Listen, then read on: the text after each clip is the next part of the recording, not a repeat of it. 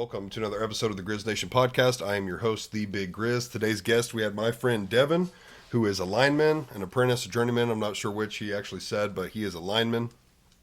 And we got to dive into his career and what that looks like. I said it at the end of the podcast. I had a trucker on the week before, got a lineman on today. Between trucking and, electricity, those really make the world go round. All the nice things you have, we wouldn't have any of those without those two things. So between trucking and, anyone that works with electricity, stuff like that, I want to give a huge shout out to those guys. It's a very dangerous job, and I think it's probably a thankless job. So I want to thank them for what they do. Enjoy this episode. As always, check out the sponsor, Hail the Sun. He's got grape and watermelon gummy worm. It's good stuff. I'll put a link in the description. Go check that out and use code GRIZZ at checkout. Thanks, guys. That game it literally played out how I figured it would. Really? Like, I don't know. Ohio State's ranked, I think they fell all the way to 8. Yeah. Because of that loss to Michigan. Prior to that, they were ranked 2. Yeah. And you got to think Michigan and them, huge rivalry. Like, no matter how bad one of the teams is, it's still going to be competitive. And that's the thing that I was like, if you watch that Michigan game, it was like, why were they have weapons on the outside, right?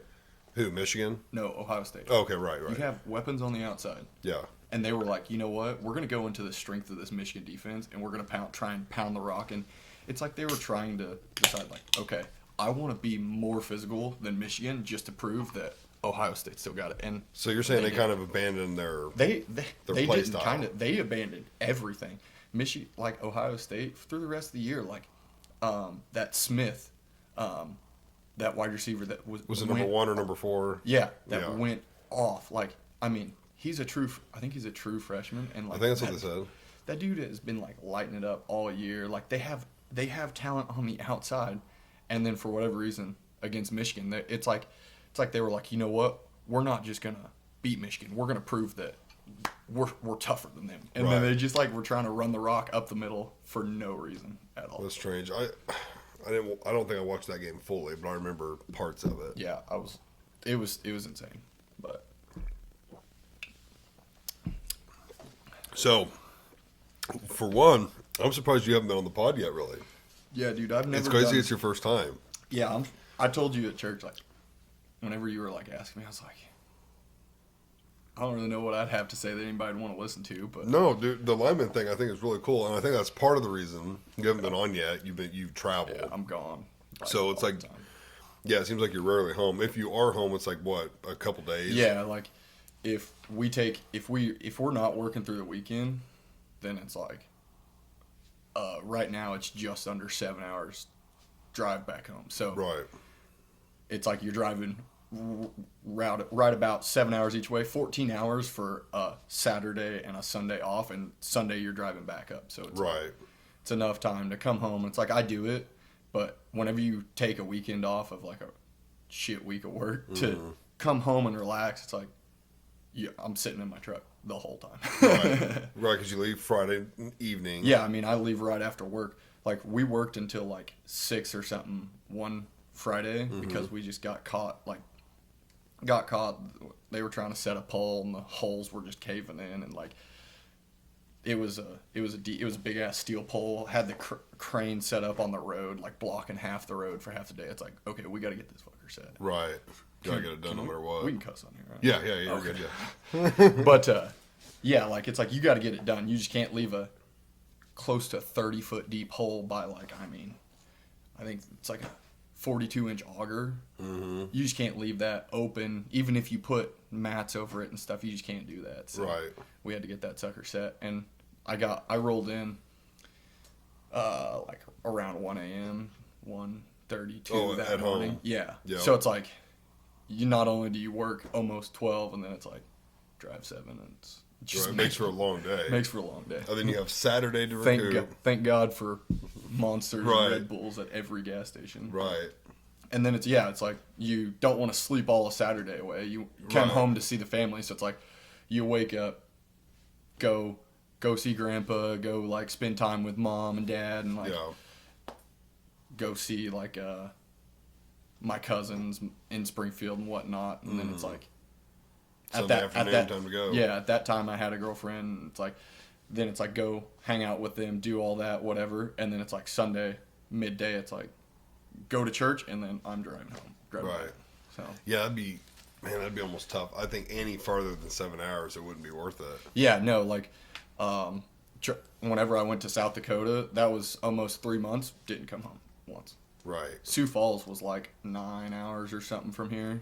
You just waited until they were done. Mm-hmm. We finished the job and I came home. Right. So yeah, that's typically the only time we hang out is like if you get to come home for some kind of break, a holiday, or yeah. Yep. So that's about it. Yep. Because I want to say the last time you were out here was for UFC fight. Yeah. Diaper shower. When we were shooting. Yeah.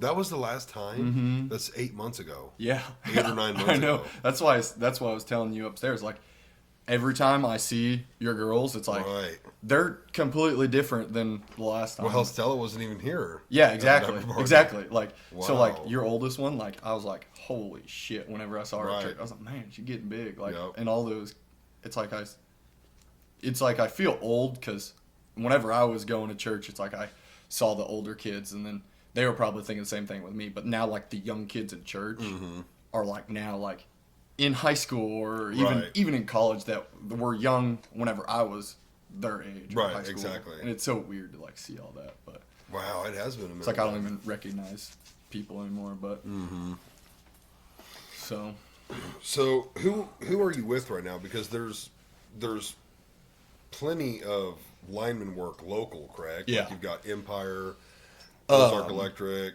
Numac. Like there's those all are kinds. utilities, right? Okay, yeah. So like that's the utility side. I do contract work, so like the utilities, they provide the power. Like in the middle of the night, if tree comes down and knocks out your line, like they're coming to fix it. I'm not getting that call. Like the utility has trouble men and whatnot that you can get into. And they have their own like working crews and whatnot.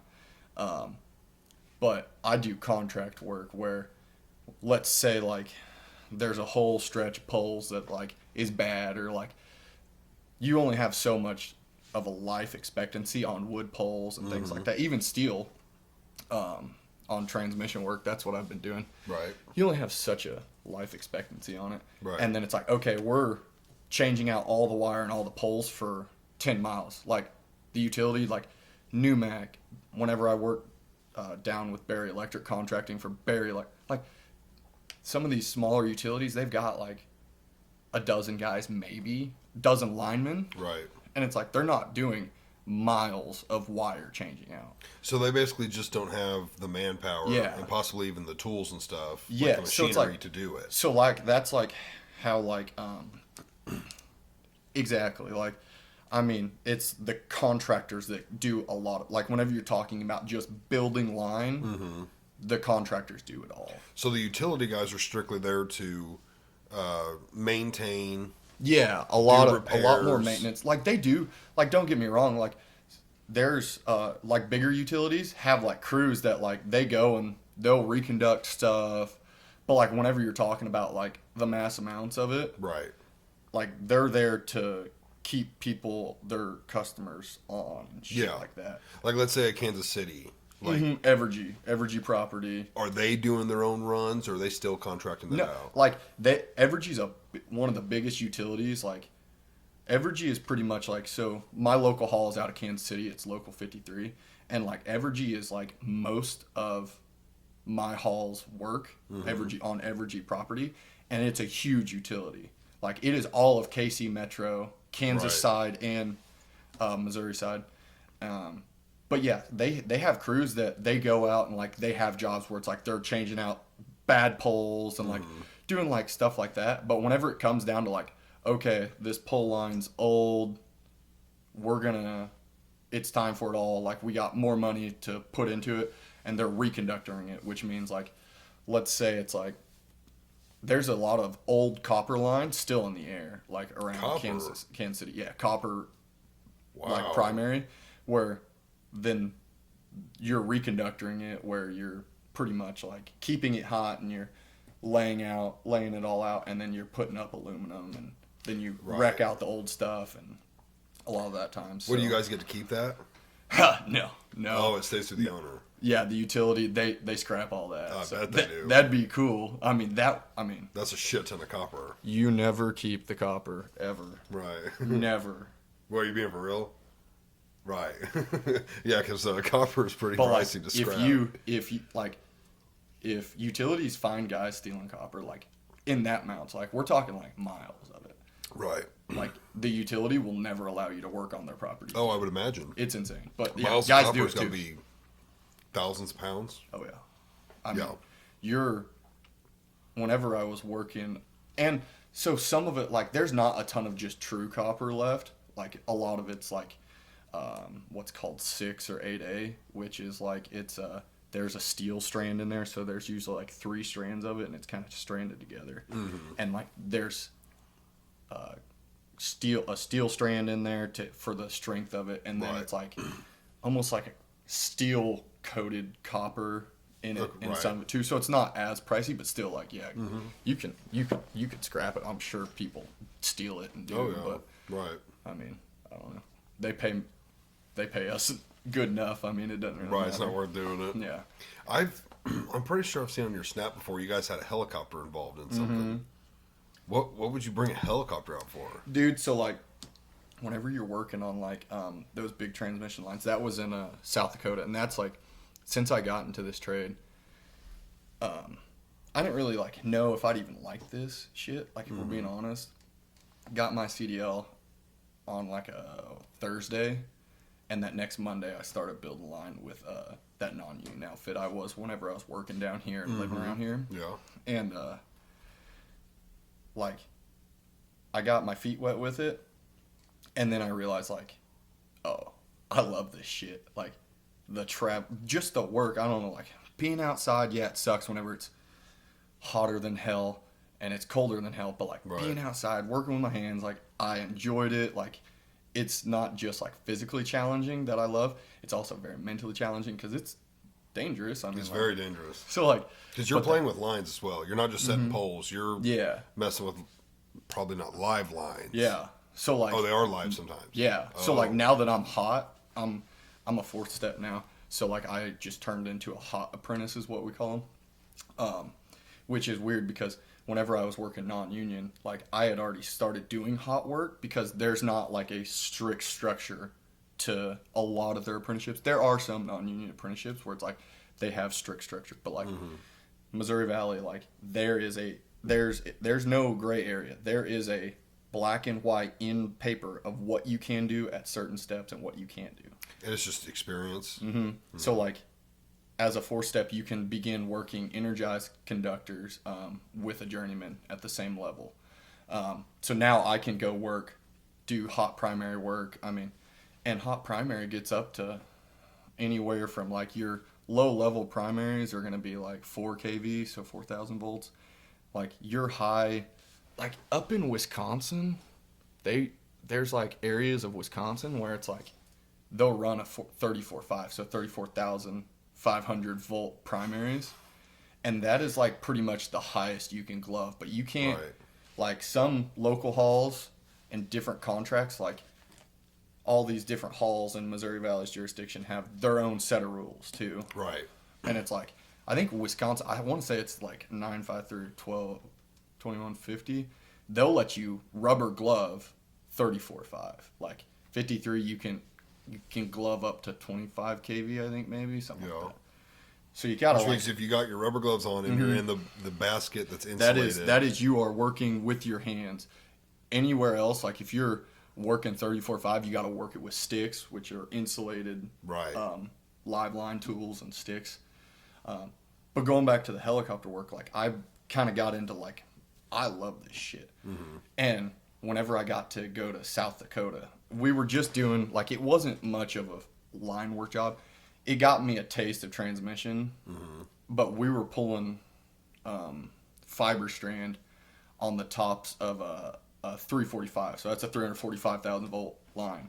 Why are we pulling fiber strands? So they pull a fiber strand because that's how they switch all of their substation switching. It used to be like radio feeding and stuff, so they just pull a static up top, and that static protects your phases below from like lightning strikes and shit. Well, that fiber strand is now what they'll splice the fiber strands and stuff, and that's what they control their switching. It's a lot more effective, and you can do it from just about anywhere. I mean, so they control their switching on a lot of substations, and then a lot of transmission lines are going to it. They'll replace static, which is like it's almost like a guy wire, which a guy wire is like the down guys that are attached to like a pole out here, like it goes to the ground. That's like, it's like your steel cable. Yeah. Like they'll replace like a static with a lightning resistant fiber strand. Right. Okay.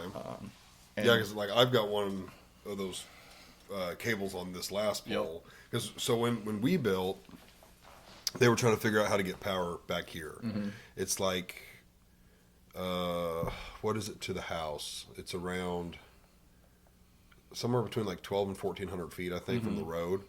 And so I was discussing with them, because they cover so much, and I'm sure everywhere is different. Yeah, but like the utility will put in a pole or however much. Yeah, they'll cover so much. I think they covered.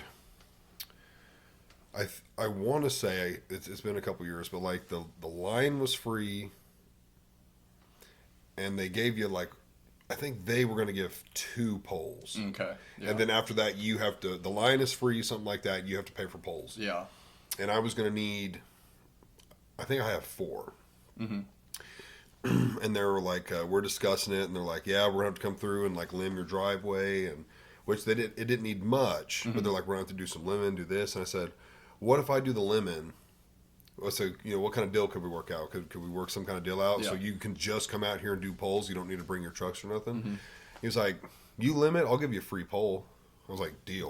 Because I think a pole was like $400 or $500. It's not cheap. Yeah, so I was like, I'll limb the driveway. And he gave me a free pole, so I paid for a pole and the box, the meter box. That was it. Who's your utility?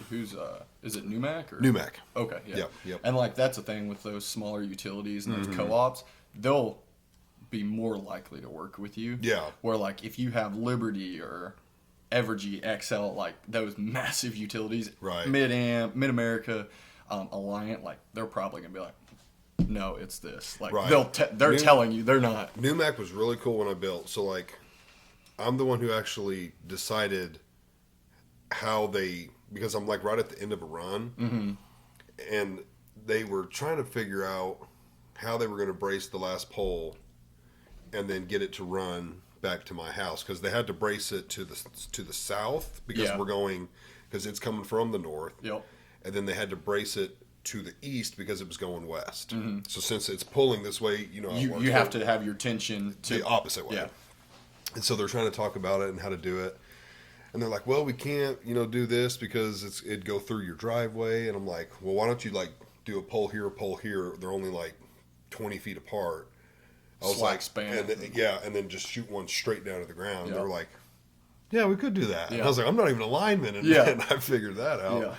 But they were super chill. And then like when they set the meter box for me, I was like, you guys couldn't happen to like put some outlets on this thing, for me, because like that's where I'm going to get the power for when we're building. Yeah. They did that, totally hooked me up. Oh, they're like, well, let me see. We didn't build that to you. He went out to the truck. He's like, we got a couple. We'll put them up for you. I was like, hell yeah. They'll work with you. Yeah, they were super chill. They'll be cool about it, but yeah. Why don't you want? Well, did you ever answer the helicopter thing? Oh yeah. So my bad. Sorry, I interrupted too. Dude, no, I get. This is totally fine. Yeah, I love jumping everywhere. You know how I am. I jump around. Anyways. I love it too. But so like that fiber strand shit.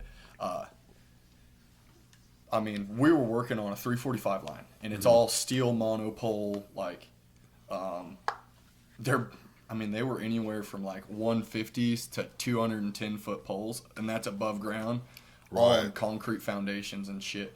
So it's like, okay, you have to use a crane to get up that high, right? Or you can use a helicopter. And getting a crane into these right-of-ways, whenever the first day of that job, we had 36 inches of snow, somewhere around there. Yeah. Like, you're talking about, like, setting up a crane and unsetting up a crane dozens of times to unclip it. Like, so it's just easier and cheaper, a lot cheaper, for guys to fly out of a helicopter, long line in on a ladder. You set up, these guys are unclipping all of their tangents, which is like your tangent is your straight throughs, and we were setting up on the dead ends. We'd hook into the old fiber with our new one, and we'd pull the new line in with the old one. And that was the first time I'd got to work around the bird. We had a subcontractor that did the bird work for us, the helicopter work. Sorry. Right. And so you guys have a helicopter company, and it's like, hey, we need you to send a bird out. Yeah. And so that was all subcontracted out, and like those dudes were making to incentivize going to South Dakota in the middle of winter. They were making like, I might be wrong, but from what I was told, they were guaranteed a 50-hour check whether we weathered out or not every single week. They were getting it wasn't California scale, but it was I want to say either Oregon or Washington scale, which is like probably $10 to $15 more an hour than the linemen around here are making. Right. And then they were like, because whenever you're in the union, like as a journeyman lineman, you make this out of this haul. Like to incentivize good guys to keep around, they'll throw per diem. I think they were getting like $200 a day per diem, and their hotels were paid for. Gosh. So like, yeah, it's like, oh well, they're not making that much more money. But whenever you factor in, I think our linemen were making $90 a day, which was decent. We're working in like we did 12 days on and 2 days off, 12-hour days. So that's a long. Like every day you're there, you're getting $90. Like so, but like 90 compared to 200. Oh yeah, plus your hotel's paid for. Paid. Like that's how they incentivize guys to do it. Absolutely, because you'd only spend $50 to $80 a day on food. Yeah, and like shit, those, so you're pocketing like a bunch of $100 just every day. And like that's $1,200 in 12 days. I think there was 3 linemen, a groundman, and a foreman, and those 2 of the 3 linemen were like young dudes that were trying to get into helicopter work. And it's like, how are you going to get into helicopter work? You're going to take a call out of one of the halls, and it's probably going to be a shitty call, and it's going to be like, yeah, it was -20 whenever they were flying out of a helicopter, flying, long lining in, and hanging off a hook ladder off a steel 180 feet in the air, winds blowing, and they're just in it. And I'm not shitting you, like it's -15, -20. And they're just hanging from a helicopter. They're hanging from the helicopter until they put their ladder on the pole or on the cross arm, and then they're doing their work. The helicopter swings back in, picks them up, takes them to the next one. And like they were clipping, which is like tying in the line to the actual structure. They were declipping it and putting them in these travelers, these big old. It's almost like a big old wheel or like a block for like a block and tackle or whatever. But it's like this big that lets the wire sit in it and it rolls. So that's how you pull in wire and stuff. How do they pull it when it's that far up in the air? You hook on something to the ground and you pull it. Okay, so it's not like it's because the helicopter couldn't do that. Actually, helicopters will pull ropes and pull so I'll get there in a second. Okay. So that was the first time we worked around the bird, and that was actually really cool watching them do it. And it's like that's how you cut your teeth in it, because like even though you're a journeyman lineman, like if you don't have hours out of a bird, you're probably not going to get those calls. Right. So like going and taking the calls that nobody wants to go to, and all 3 of those dudes, I think they left that job, went to up into Minnesota, worked in Minnesota, and then around spring they were planning on going back out west for the rest of the spring and summer because there was more work out there.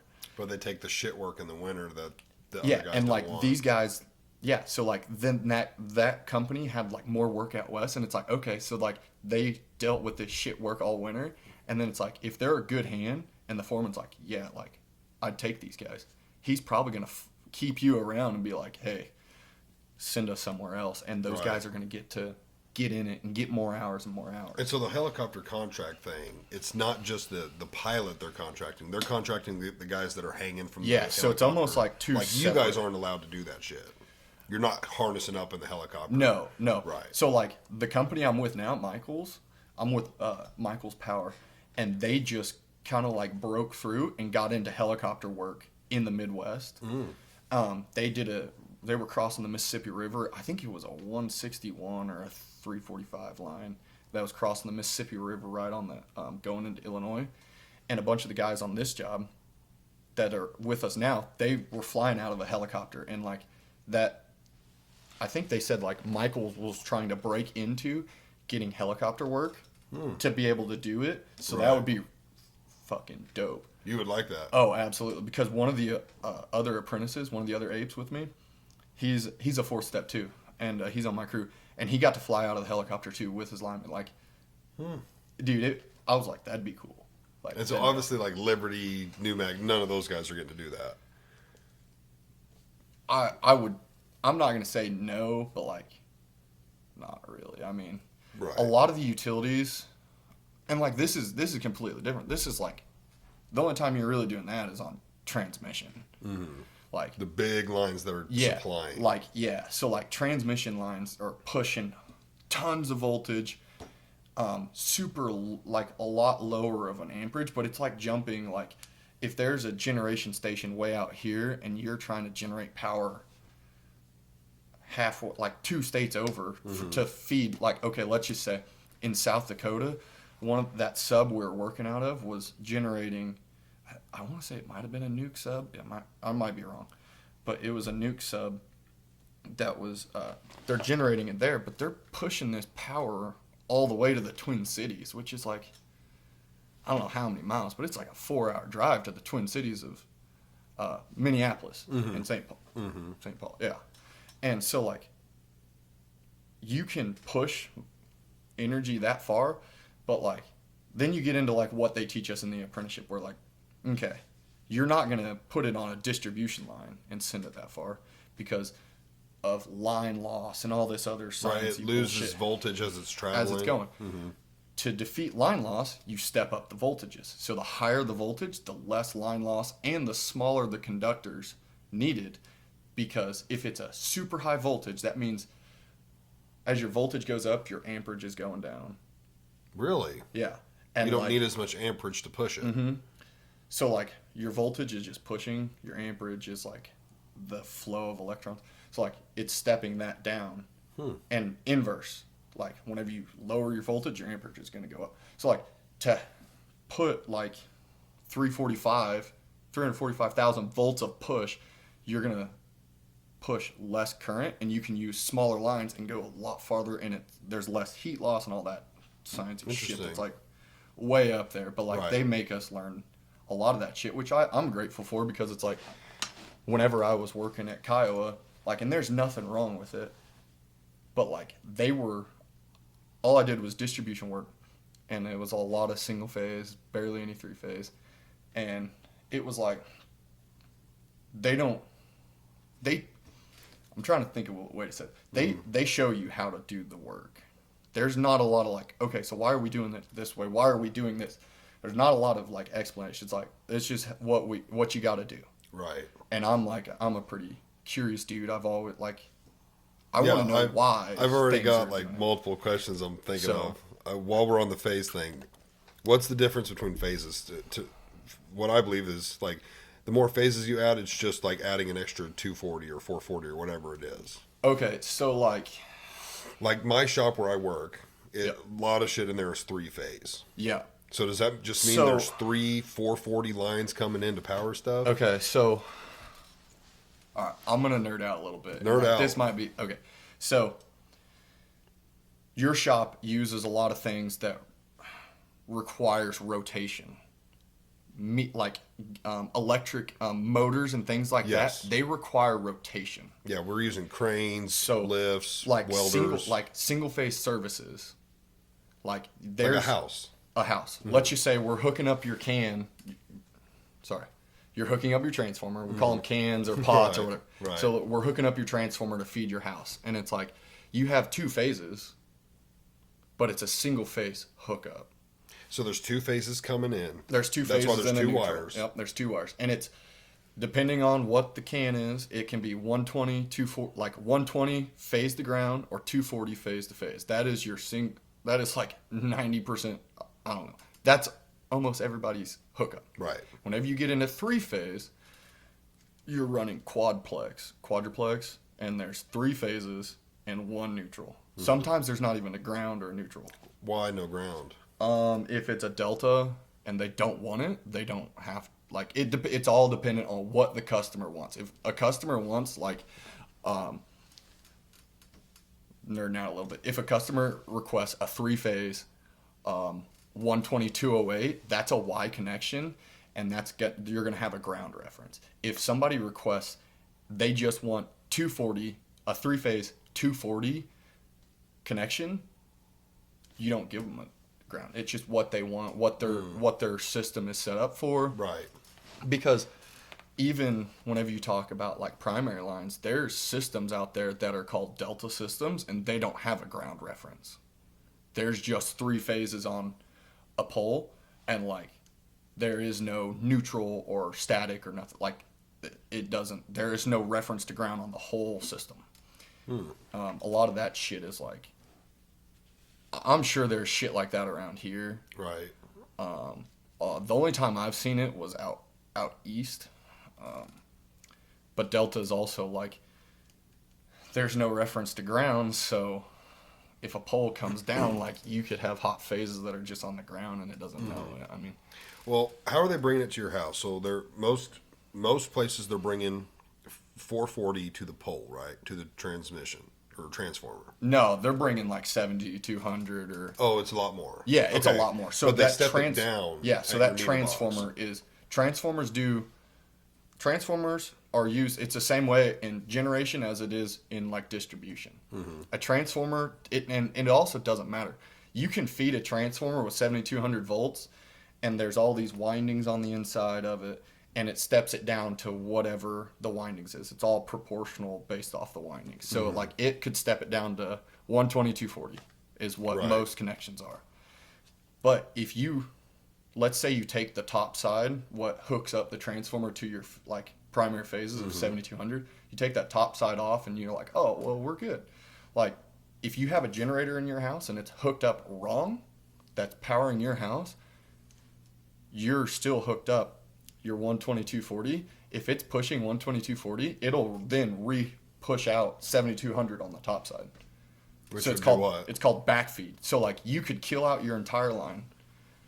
Oh. And then you think it's de-energized. Everybody says dead. It's not. It's never. The apprenticeship teaches you it's never dead. Lines on the ground, like if something happens, they're never dead. I mean, there's always a potential for something to happen. Like somebody's a YouTube electrician that hooks up a generator and it's backfeeding everything, and you don't know it, but it's backfeeding that 12240 service coming into your transformer. That transformer doesn't care whether it's getting energy from the load side or the house side. The house, like it doesn't matter. So like, and it'll just push it out. So it'll backfeed and then re-energize that line back to primary voltage. And guys, so if you got lines on the ground and you radio back to the substation, hey, throw the breaker or whatever, kill the power, you still treat it as somebody could hooked up something wrong until you like test it. You test it, you ground it, like you don't treat it as such. If there's nothing on it, and it don't matter if it's energy, doesn't care. It doesn't care if you're somebody that's just been doing it for 20 years or somebody that hasn't ever done it or somebody that's just trying to walk across it to get their fucking mail. Like it does not matter. It can kill you. Now, it comes down from the transformer into your meter box. I would say so this is a single phase line coming in here. It's probably 7,200, maybe 4 kV. I don't know. Is it 440 to the box or 220? Yours is probably 120, 240. Okay, because like I have a 220. Should I call it 220 or 240? Because like a 110 is actually a 120, correct? And a 220 or a 220 is actually a 240. Yeah. Why do people call it that then? Why do they call it a 110 when it's really a 120 and a 220 when it's really that 240? has to do like with I'm not gonna say that with electrician. So like everybody in my trade, like we're linemen, inside wiremen, like union wiremen, they always all the linemen call them narrowbacks. But that has to do with them. I really don't know, if we're being completely honest, and maybe I should know, but like once it comes into your meter, if you have true 120, 240 power into your meter, like that's usually as far as we go. Right. Then it becomes like, it might have to do with the electricians, and I don't really know, if I'm being honest, but. Okay. Well, like I have a 220 plug. Yeah. And in the garage, if I ever wanted to, get a welder and plug a welder in, or whatever might take a 220. But so I guess that means there's 220 coming into the house to be able to supply that plug. And I would assume so. Like things like that, it's all based off of your 240, and I would assume it probably has to do with like the resistance in the plug itself or something, and like it just brings it down a little bit more or something. Because there's a difference between like that raw 240 and like the 220 in the house. Yeah. Right. I would assume. I don't. Right. Other than that, like How much do you know about like stuff in the house? Not very much. No. Okay. Like because like other than what my dad taught me. So like this this fucks with Chuck a little bit in his mind because my dad's dad, my grandpa, he was a lineman for the city of Monett for years, but he was also a master electrician. So my dad just sees like, oh, like his dad. Whenever Chuck built our house, like. His dad wired the whole thing. He was a master electrician as well. So my dad thinks like, in his mind, it's like, oh, like Devin's a lineman. My dad was a lineman. Like he just like assumes you know it all. But like his dad worked for the city where he was a lineman first, I believe, and then became a master electrician and would wire up all of this. Like whenever the city had a new water barn put up, they'd do that. Like, so he knew both sides of it, which yeah, it is way different. Like talking to Gabe about some of that stuff, like I don't know that shit. Like, and that's where some of those utility guys, they might like know more about that because they get more calls and stuff like that. Like, but I'm not dealing with it, so I don't really know. Right.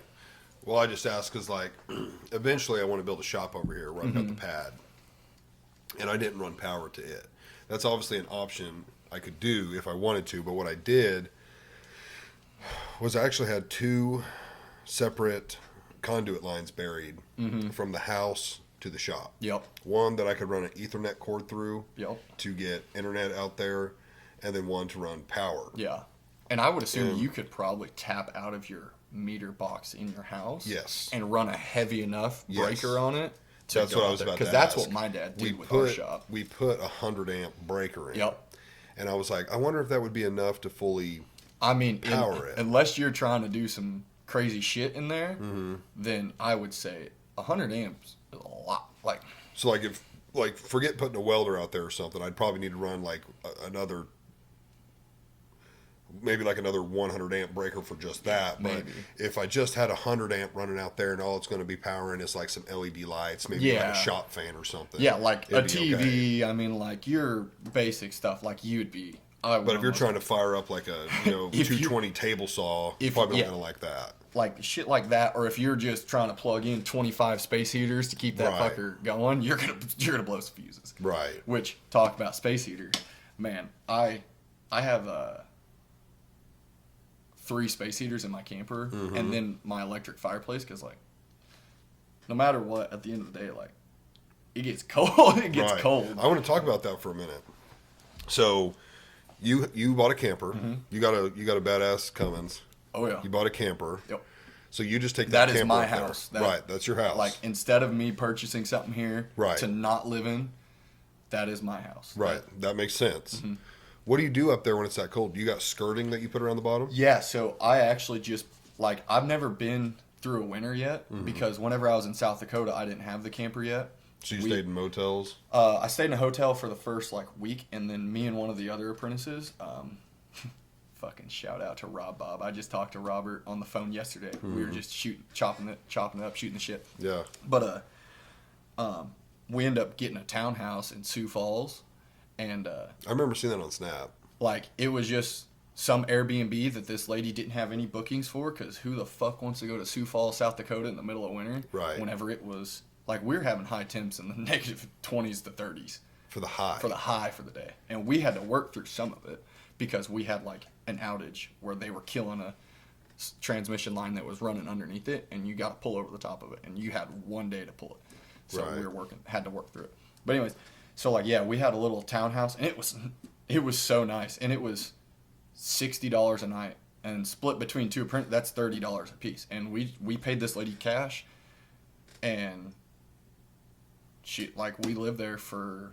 Did you get per diem to help cover some of that? Yeah, and on that job, and that's another thing is like, as a apprentice, some places will stiff you and won't give you per diem. I didn't make $1 for per diem whenever I was working 5/8 in Kansas City last summer. I didn't make anything in per diem, but like I got to that job and they were giving you 35 a day.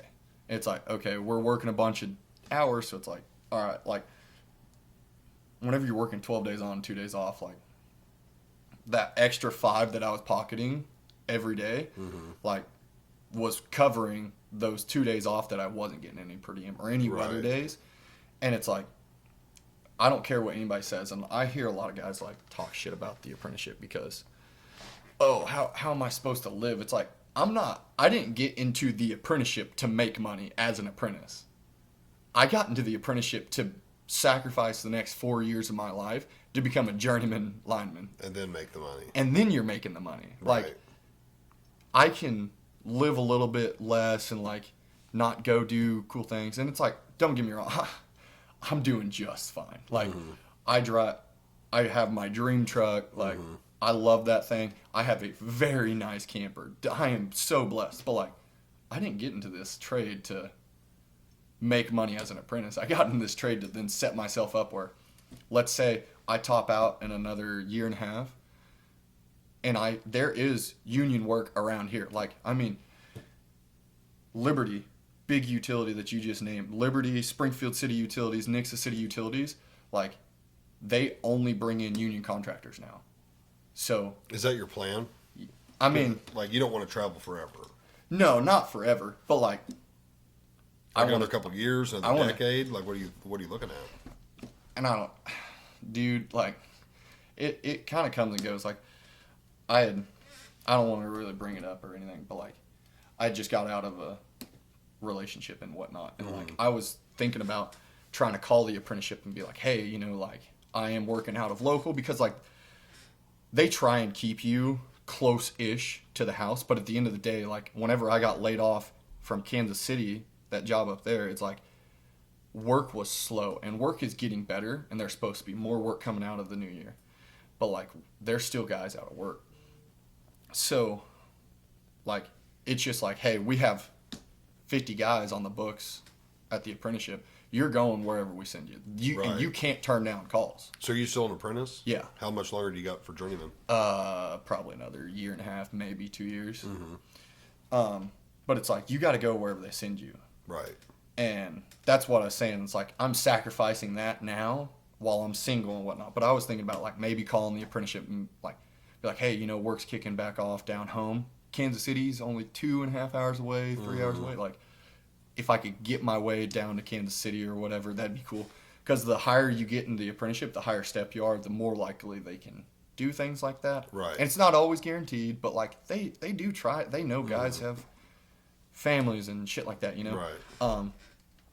And I've been working out of local. Like, out of my class, there's only been like a couple guys that haven't been working in their local, and I'm unfortunately just one of them. But I was thinking about like, hey, you know, like, that'd be cool. I'd get to come home, see the family more. Right. Because even if you got on with, you know, maybe not Springfield, but like even Monette, like, I've heard the city guys, like, I've heard the pay's decent and like the benefits are really good, you know, working for the cities and stuff. So like, that's the big misconception, and it's not that way. I will die on that sword. There isn't a single utility. Before I got into the apprenticeship, I applied to I was applying to utilities because I'd always thought that too. Like, there is not a utility that is matching my pay and my benefits. Like, so if you wanted to come back home and stay home, you would have to, even with a journeyman license, you'd have to take a pay cut. No, I mean, there's union contract work around here. Like, do you know who Craig Kennedy is? Lauren's dad? Lauren's older brother. Oh, okay. He's the one, and he helped me more than anybody, like, get started in the union, because he was the only one that I really knew that was in it. Right. So he's been doing union contract work. Like, you want to talk about a dude that's probably got some stories, and I don't even know. Like, talk to him here and there and whatnot. He's working around here, even if he's a journeyman. Like, he was working for a company called Hawk Power, and they're based out in Neosho because they do a lot of contract work for Liberty. Because before it was Liberty, it was Empire, right? Right. And there's some story, there was a connection between some high up at Empire and the guy that started Hawk, or it was used to be called Mohawk, and they got in on a lot of the contract work. Well, Liberty bought them out. Liberty only brings in union contractors. Then they changed over to a union contractor to get in on that work. So, like, Craig's working for Hawk. He's working around the house. Even if he's a journeyman, I mean, the journeyman lineman, because this is local 53 territory, he's making 56 something an hour. Right. And still getting your benefits and all that stuff. Like, because have I ever told you what our benefits are? Mm-mm. So I don't pay a dime for my insurance. That's sweet. Like, they'll cover up to like 12 kids, because I had a lineman that had like 6 or 7, and he told me that. And they'll cover an astronomical amount of children. Like, most guys, their wives either don't work or like they carry their wife, because even if their wife has a banging job or whatever, like, our insurance is just better. Right. And so our insurance is really, really good. And the reason they do that is because it's dangerous and guys get hurt. It's physical on your body. So I don't pay a dime for my insurance. And our retirement is better than any utility. I'm not going to say ever, but like, it's better than Liberty's. Like, everywhere else has 401ks where it's like, even if they match 8% of a 401k, which is astronomical for a match, right? You have to contribute 8%. Right. I don't contribute anything to my retirement. I can't contribute to it. It's up to where you can, but what do they put in? They put in 25% of my gross paycheck. Whoa. So that's the best I've ever heard of by far. That's what I'm saying. It's like, I'm like, this is why guys travel in the union. Wow. So 25% of and my that's gross. You doing nothing. And that's not me contributing. They're not taking 25% of my paycheck. Right. Whatever my paycheck is, whatever my gross is every single week, whatever 25% of, they put that into my retirement and they can't touch it. It is post-tax, so whenever I withdraw it, I'll have to pay taxes on it. But so it's a regular 401. Yeah, Yeah. But like, I also have a Roth set up that I started in college that I've been, now that I'm actually, like, whenever I was in college, I started it with like the initial, you have to set up with like $3,000 in it. Right. And it's like, if I had money here and there, I would contribute. But now it's like, now I'm just maxing that fucker out, because before long, I'm not going to be able to contribute to an actual Roth IRA. I'd have to contribute to like an IRA, because I'd make too much money for the Roth benefits. Right. But yeah, so I'm trying to max that out. Damn. And like, your Roth is a pre-tax, so like, then let's say it's like I retire and I want $5,000 a month to live on. I could pull $2,500 out of my NEEP, which is my union retirement, and $2,500 out of my Roth, and I'm paying taxes on $2,500 instead of $5,000, because Right. you know. So you have like, and I'm trying to like, I've learned a lot of like learning financial stuff, because a lot of these guys, like, if they've been doing it a while, like, you might think they're a bunch of knuckle dragging line hands, but like, They got some money stashed away. yeah. And if you don't, then So the dream, like the ideal thing, would be to be able to be local but still a journeyman on the union, and stay around the house, Yeah. still making that great money, great benefits. But it's like, even if, like, for whatever reason I decided I want to settle down, it's like, yep, I'll go to a utility. Like, even at Liberty, like, and the thing about the apprenticeship is, if people are listening that know anything about this shit, I might ruffle some feathers. Missouri Valley's the fucking greatest line apprenticeship in the country. I'll just go ahead and throw it out there. There's some, like, people that say some of the utilities have good ones, and like, they probably do. Missouri Valley produces like quality, well-rounded journeymen. And it's like, you have to have so many hours of transmission work to go with all of your cold hours, all of your hot hours. Just the schooling and stuff that they put us through, all the labs and stuff where you're getting to work on actual transformers and banks and things like that there, in their pole yard, working on actual live lines in their pole yard under their supervision of your instructors and stuff, it's second to none. Like Right. Cal Nev, which is California, Nevada, they're one of the other ones that's known as like the fucking best apprenticeship. Yeah. But like, I've gotten to work with enough guys where dudes that tramp around like all the time. Their wives don't work or their wives travel with them all the time. Mm-hmm. And like they work in all these other regions that have other apprenticeships. It's like it means something whenever you're on a job and there's a couple Missouri, like out west. Guys go out west because there's fucking money out there. Like Right. Craig told me stories about going out west and some of the money that he was making out there doing helicopter work and all this crazy shit. Like guys go out west because it's fucking money.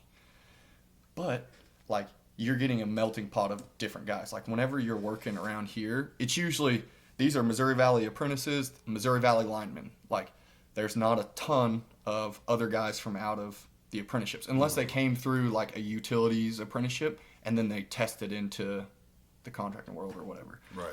Because they're kind of doing away with a lot of the halls are doing away with like letting a utility lineman that is an IBW utility.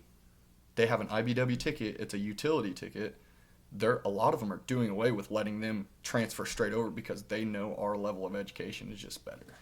So they'd have to go through more training or schooling. No, they can challenge it. They can take what's called a white ticket test and test in, but they still have to be able to do that. Right. So like, but letting them just transfer their ticket straight over to ours, like I know 55, which is Iowa, they're kind of getting rid of all of them except for Alliant because some of the Alliant linemen, Alliant used to own their own transmission lines, so they got to do both. I don't think they let Mid-America, which is another huge utility up there, I don't think they let Mid-America guys come straight over. Mm-hmm. But a lot of places are kind of pushing back on that. But So what would be the pros and the cons of, like, let's say you're like, hey, I'm done traveling, I'm just tired of it, I want to come back and be local, like work in one of the cities as a city worker. yeah, I mean, like you got to know that you're going to take a pay cut and stuff. But it's like, and I don't ever knock any of that. You're Like just going to work 5/8, home every night. home every night, on call every other weekend or whatever, you know, Mm-hmm. like They're going to like, get to be home. yeah, you're home with your kids. And like I'm not knocking that because maybe like I'm saying all this as a 25-year-old that Right. is single and loves going out and doing everything and getting all this different experience. Yeah. But that's kind of where I was going with that before I got derailed. And by going out and getting experiences, you mean going to Texas Roadhouse? Going to Texas Roadhouse Because I see every Friday night. I see it on the snaps. Like I eat frozen food and shit like most of the time. Right. But like once a week, go to Texas Roadhouse. Mm-hmm. 2 Busch Lights. The bartenders know me. I've got my punch card. I've went through like 4 or 5 of these punch cards. They give you a. I didn't know Texas Roadhouse had punch cards. Let me see this. It is a bar. It's your bar.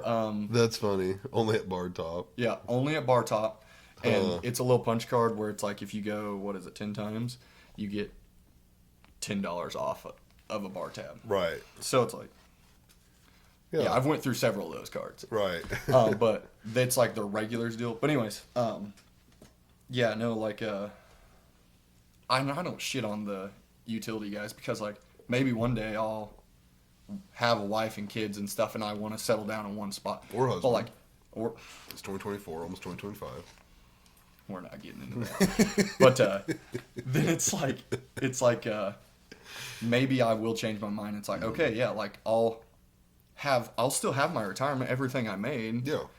And maybe You'll just sit there I'll and be grow fine. slowly. Yeah, Yeah. and I'll be fine with doing something else. But like those guys, it takes everybody. I mean, not everybody wants to go travel, and Right. I'm just blessed in that. Yeah, would I like to have a old lady and a wife and a kids like now? Because I am getting older or whatever. But it's like I'm not gonna worry about any of that until it happens. And like I personally everyone's so would different. like traveling and shit like that. Yeah. Getting to meet all different types of people in different places, but like, yeah, maybe one day I will take that sacrifice. And it's just, you just do it and you know that like, it's okay. Like like guys that weld up in like the oil, like the pipelines and shit Yeah. like that. they come off the road and they know they're going to take a job not making the same money, not probably having the same benefits, and it's like it's just one of those deals that you just kind of do. Yeah. And you just gotta. The priority becomes different. Yeah, you're chasing your money when priorities- you're young, and yeah. some people chase it when they're old, Yeah. and there's nothing wrong with that. And then there's nothing wrong with, hey, I want to be home now. Yeah, and it's like even young dudes, like, I mean, some of my class, like, I indentured with 23 dudes, and they split your indenturing class up of the apprenticeship into like two classes, or it's usually a class of like 12. And like whenever I go for my testing, it's the same dudes just about. And so out of my like solo class, like the 12, I mean, we lost like 3 or 4 that went to utilities, and there's nothing like, and they're young, like younger than me. Like I'm the second oldest guy in my fucking class, and I'm only 25. We have a 40. Chris is 40 something, and Chris is, you want to talk about like getting a little bit older and being absolutely fucking yoked. Chris he got big into like weightlifting and stuff. Right. Like, dude, this dude. Are you still working out? Here and there, whenever I'm not working a lot. Yeah. Like, how does that work up there? You just find a gym in the area? yeah. I found a badass gym whenever I was in Southeast Iowa that I went to, and I was actually like kind of getting back to like, I'm getting bigger, stronger. And then I got sent to somewhere else, and I was like, well, There goes that. there goes that. Right. And then whenever I got there, we were working 6 days a week. We were working 6 10s. Then they moved us up to 7 12s, and then we were working 7 14s. And then, That has to be brutal. oh, dude, like, okay, so it's the same way with whenever you go on storm. Whenever I got to Kiowa, I'd never been on storms or anything. It's like I you was go on gonna a ask you storm that for the too. first time. It's like on storm you're working 7 days a week, 16 hours a day.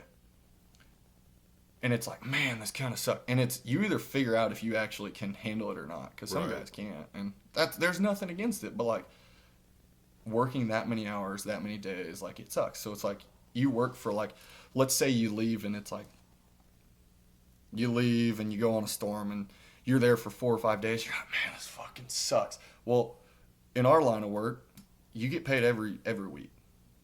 You get paid for the week before, and then it's like day 6, you're like, fuck this, I'm done. And then it's like day 7, you see that little direct deposit, and you're like, I was just bitching for nothing, Right. dude. Like, you Right. start seeing, like, paycheck hits. I mean, even, so whenever we were out in Shenandoah, like, I think my paychecks were north of $3,000 a week. because you're getting time and a half once you hit 40. We get, so that's another deal that's different than the union. I get time and a half after 8-hour day. Oh, that's right. Yeah, I forgot some So- places are like that. I get time and a half after an 8-hour day, and then it really does kind of like it gives you more time and a half. So if you have a rain out day or whatever, you're not getting your 40 hours of straight time, but you're getting 32 hours of straight time and more overtime, time and a half. Right. Like all day on Saturday is time and a half. All day on Sunday is double time. So, like, and like, I was going to talk to you about like, just like church and stuff too, because that's usually the only place that I see you now is like Yeah. whenever I come home, I want to go home and go to my mass out at Pulaski Field. It's like where I grew up. That's where I love going. And I love doing it.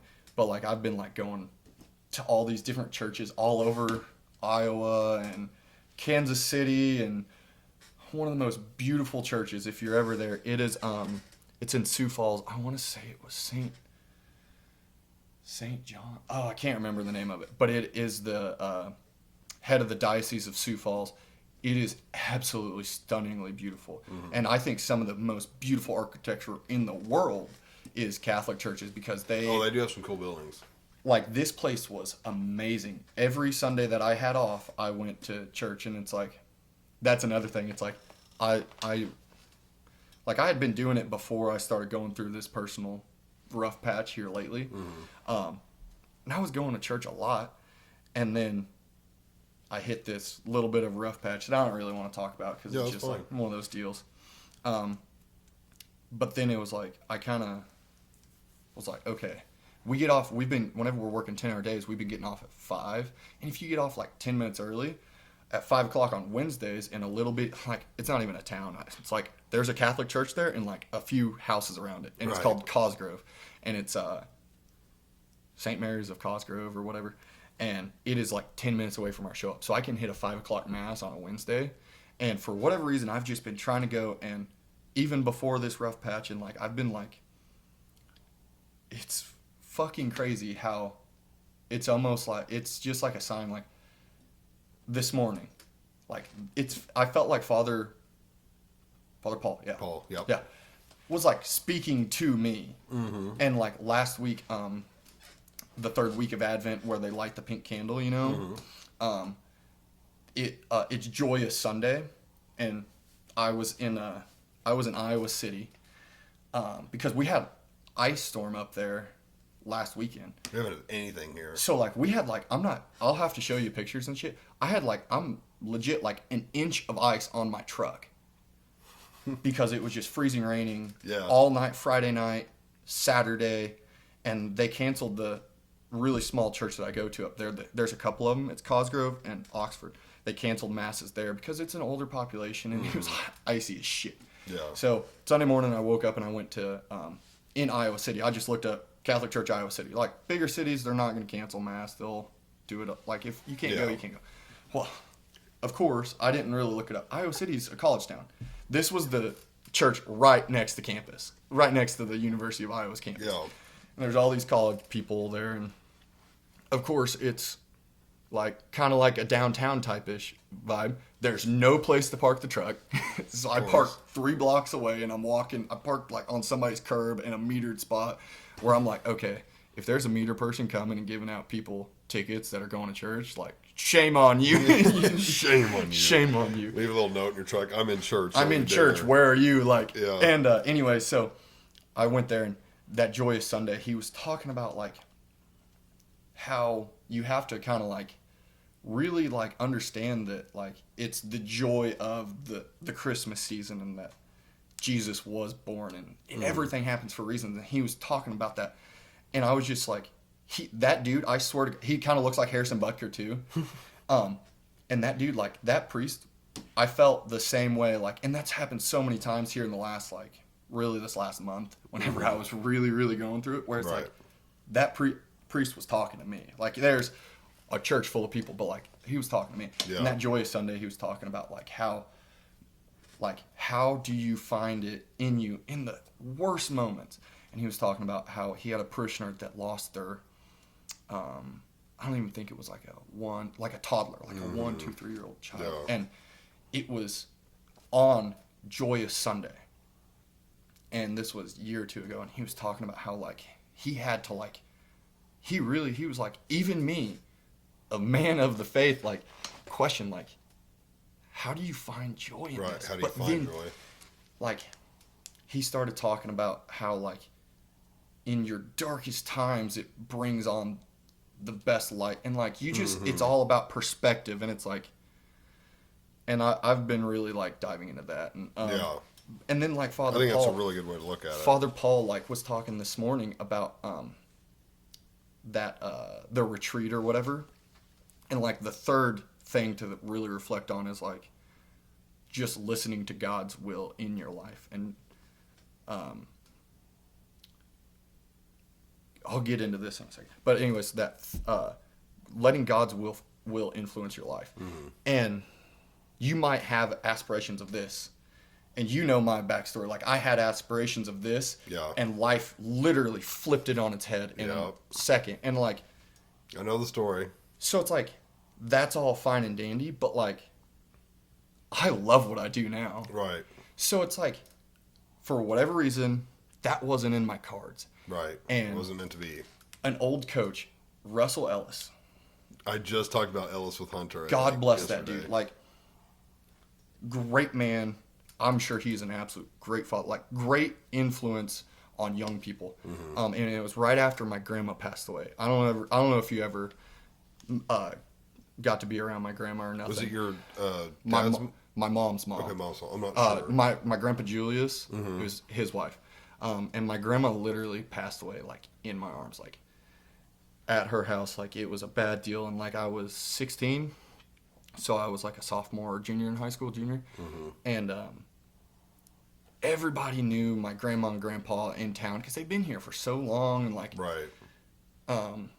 the outreach of the community after she passed away was incredible, and like something that stuck with me of what it's like, why do you want to live in a small town? It's like just that, like how you truly take care of your own, Right. and you take care of your people is crazy. But anyways, Yeah.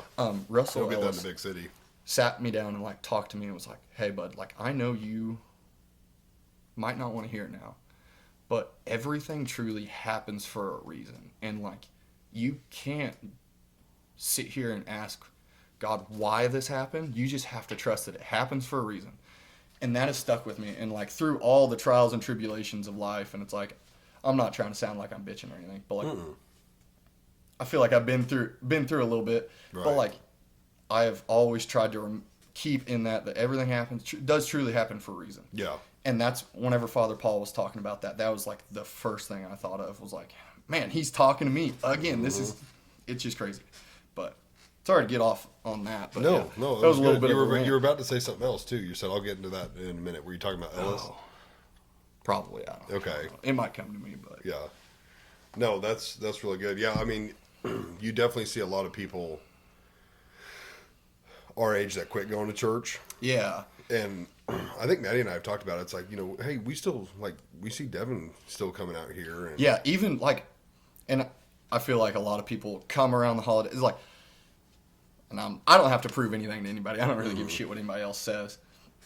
You know me, like, but yeah, I mean, like, whenever I'm not here, unless we're working every day and we're working on Sundays, I'm hitting a Sunday mass somewhere, because that's another Right. great thing that I like. The Catholic faith gets people throwing shade at it or whatever, but like I could go and hear a very similar message anywhere in the world as you're going to hear at St. Peter and Paul, Right. from Father Paul in Pulaski Because it's Field, all the fucking same Missouri. readings and- Exactly. yeah. So it's like you're going to hear maybe somebody else's interpretation of the readings and the homily or whatever. Right. But you're going to get the same roundabout message. Yeah. And speaking of messages, I don't know if you've ever heard of these things, and it's dirtier than hell.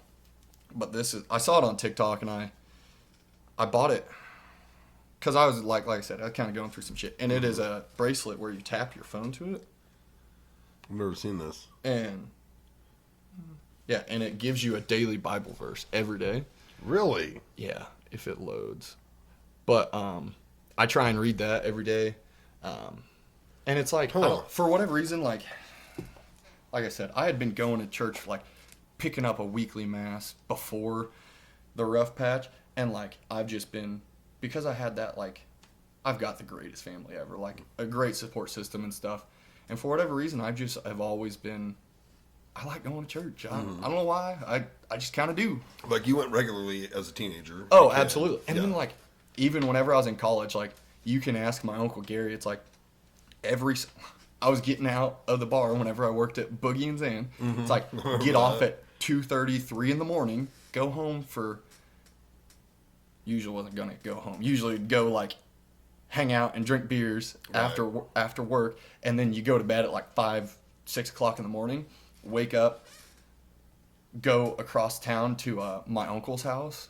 He lives around Battlefield, and I'd go to church with him, his wife, and his boys almost every Sunday. Like, we'd go to St. Elizabeth and Seton, and it's like, my uncle's like, I know you were just coming over here so you didn't have to pay for laundry. I do laundry at his house.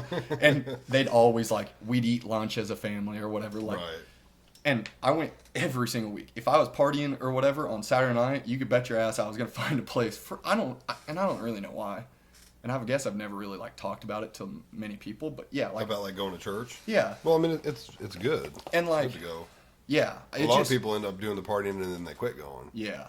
But for whatever reason, it's just one of those things. Whenever I was a kid, like, we went every Now, week. your dad's not Catholic. No, he is. Oh, he is. Okay. Mhm. Well, He converted whenever him and my mom, I think they were dating. Oh, okay. Okay, but your dad's dad, Yeah. what was his name? Albert. Yes. I went to church that with was- him when I was a at, kid at Nazarene. Yeah, at in Nazarene. Mount in Vernon. Mona. Oh, okay. Yep. Yeah. Yep. So. He might have went to Monette too, but I Yeah. know he went to Mount Vernon at least for a little bit or something. Oh, I'm sure. Like, and we weren't ever like super close or around them too much. But I know. Dad, he converted. I don't know. It was I mean, hell, Chuck and Mom have been together for like 36 or something. So he converted when they were dating. I think so. Yeah, Okay. I think so. Now, why weren't you close with his parents? Oh, there was just a lot of like, it was just a lot. Dude, that's another whole story. But like, I don't know. It just my mom's dad and mom, like, do you know where my grandpa lives? On the corner of Myrtle right there. I thought it was over by where your parents live. Yeah, like just down the road. So like, Okay. whenever we were kids, like we literally lived the next block up. Right. Like on Monroe. Mm-hmm. And so like we were always just around them. They always came to all of our sporting events, all Right. that stuff, you know.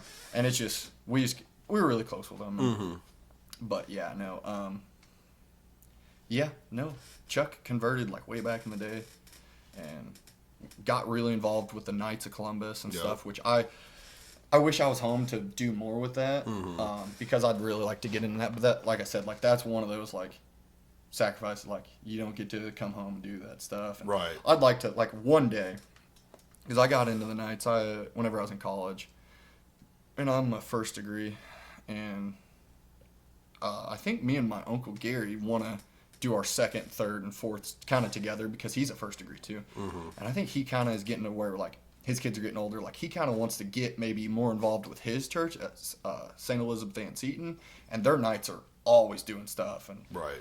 it's just kind of like one of those male deals. And I think they do a lot of good charitable work and stuff like that. Does St. Peter and Paul even have Knights? No, St. Peter and Paul's. So that's just kind the of St. Mary's. Yeah, Yeah. They dissolved the council, and you transferred to St. Mary's or what is Cassville's? I can't remember what I don't know Cassville's Cassville's.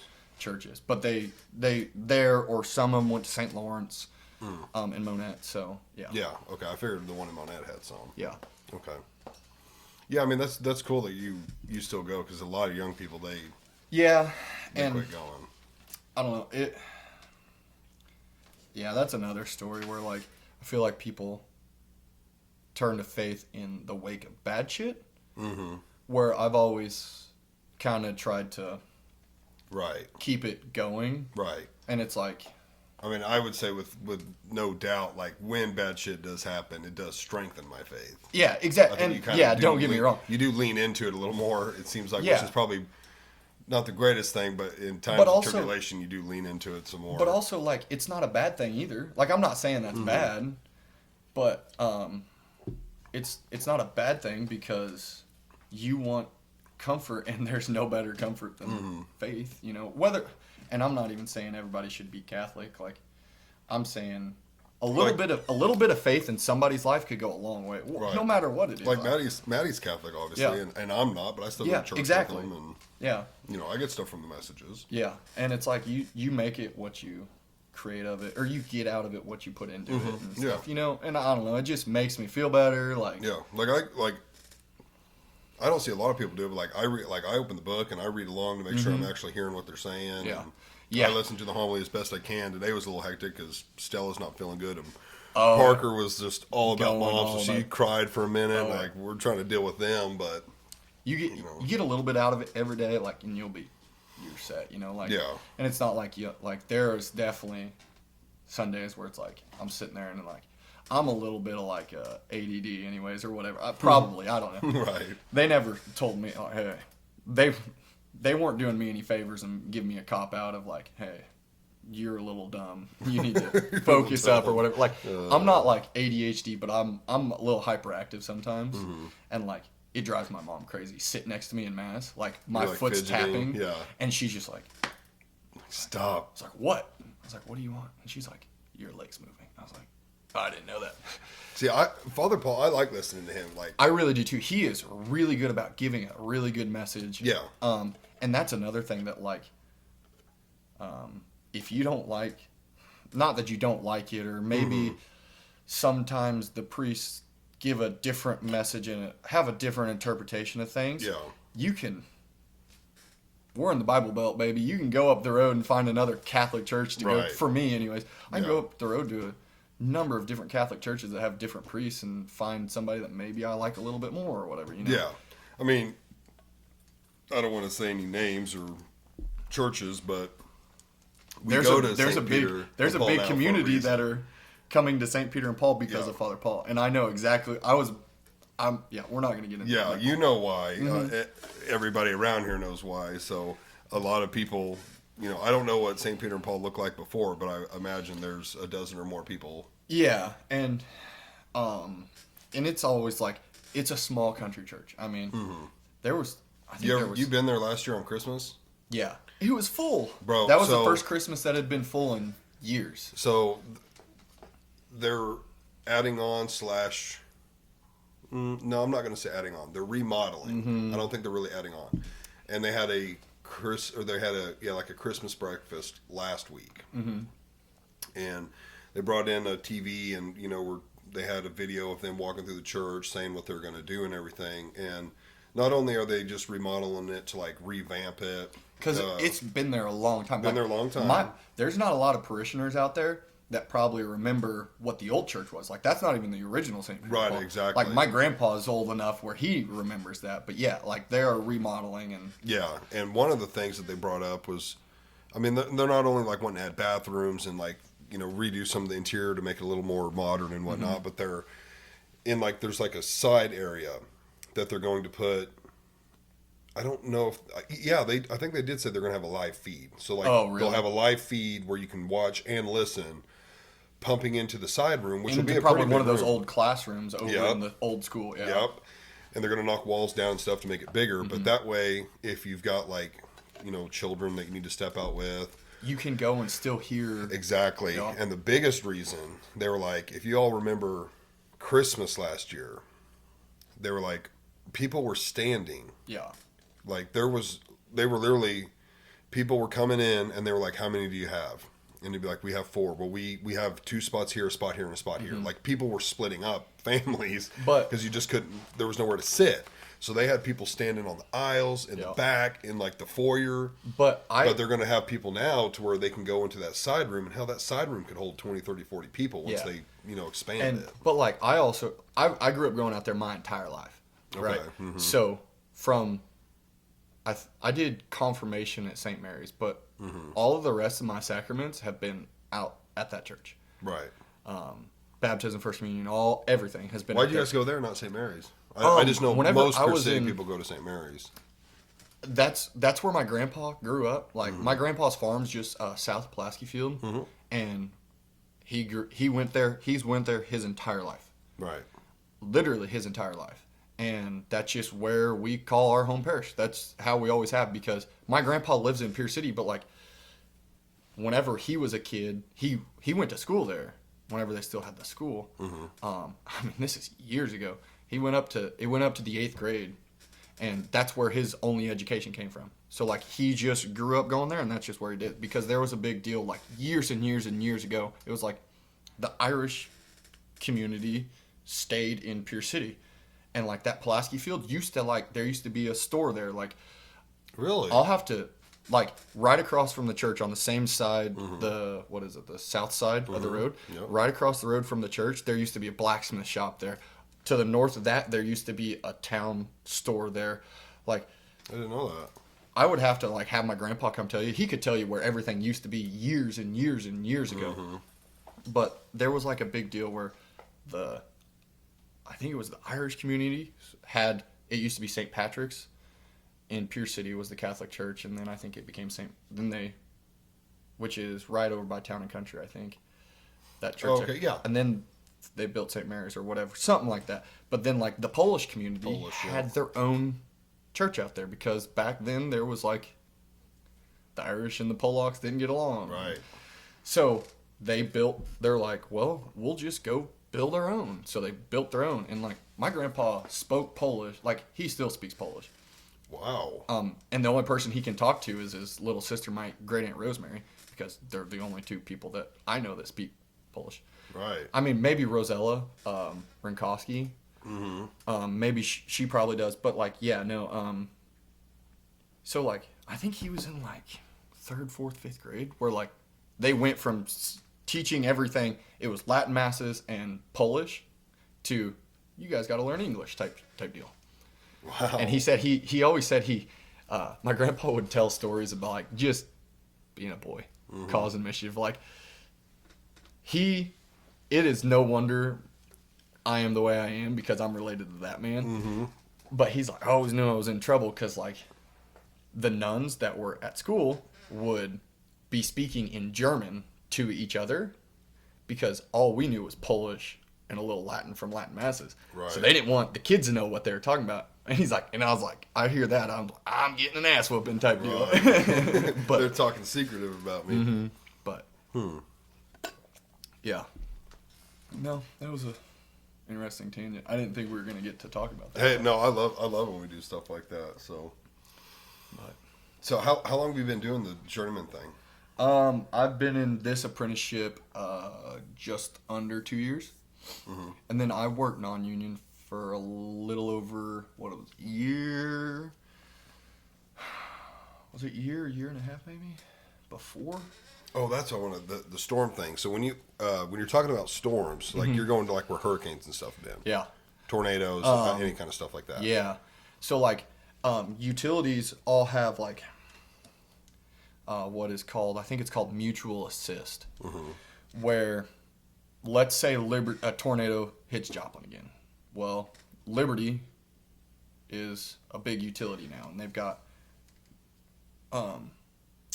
partnerships with all these other utilities like Evergy and Alliant and Mid-America, and it's like, okay, we need linemen here. How many do you guys got? And let's say Evergy out of Kansas City, they're like, hey, well, we can send 2 crews of our own guys, and those are Evergy linemen, but we will release contractors to go down there if you need them.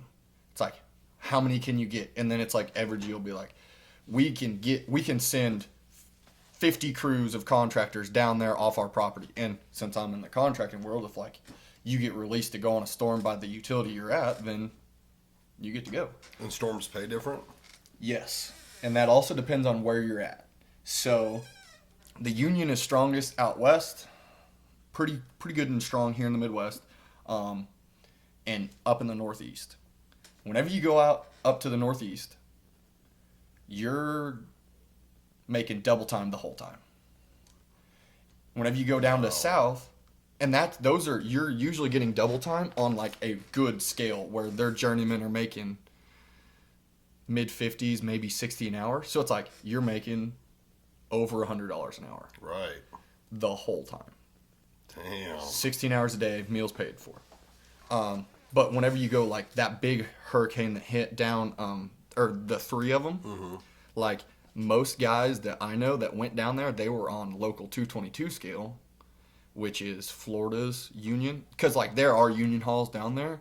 They're just not that strong, and they don't really pay that well because the non-union contractors have such a strong hold down there. Because like where Pike is one of the biggest non-union contractors.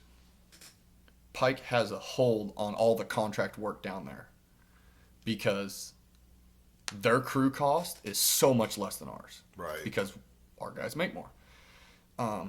And so like they were storming on 222 scale, and it was almost 90% of the guys that went down there were on 222 scale, and it was all double time, which you think is cool, but their double time didn't even bring those guys making. They were making like 95 an hour.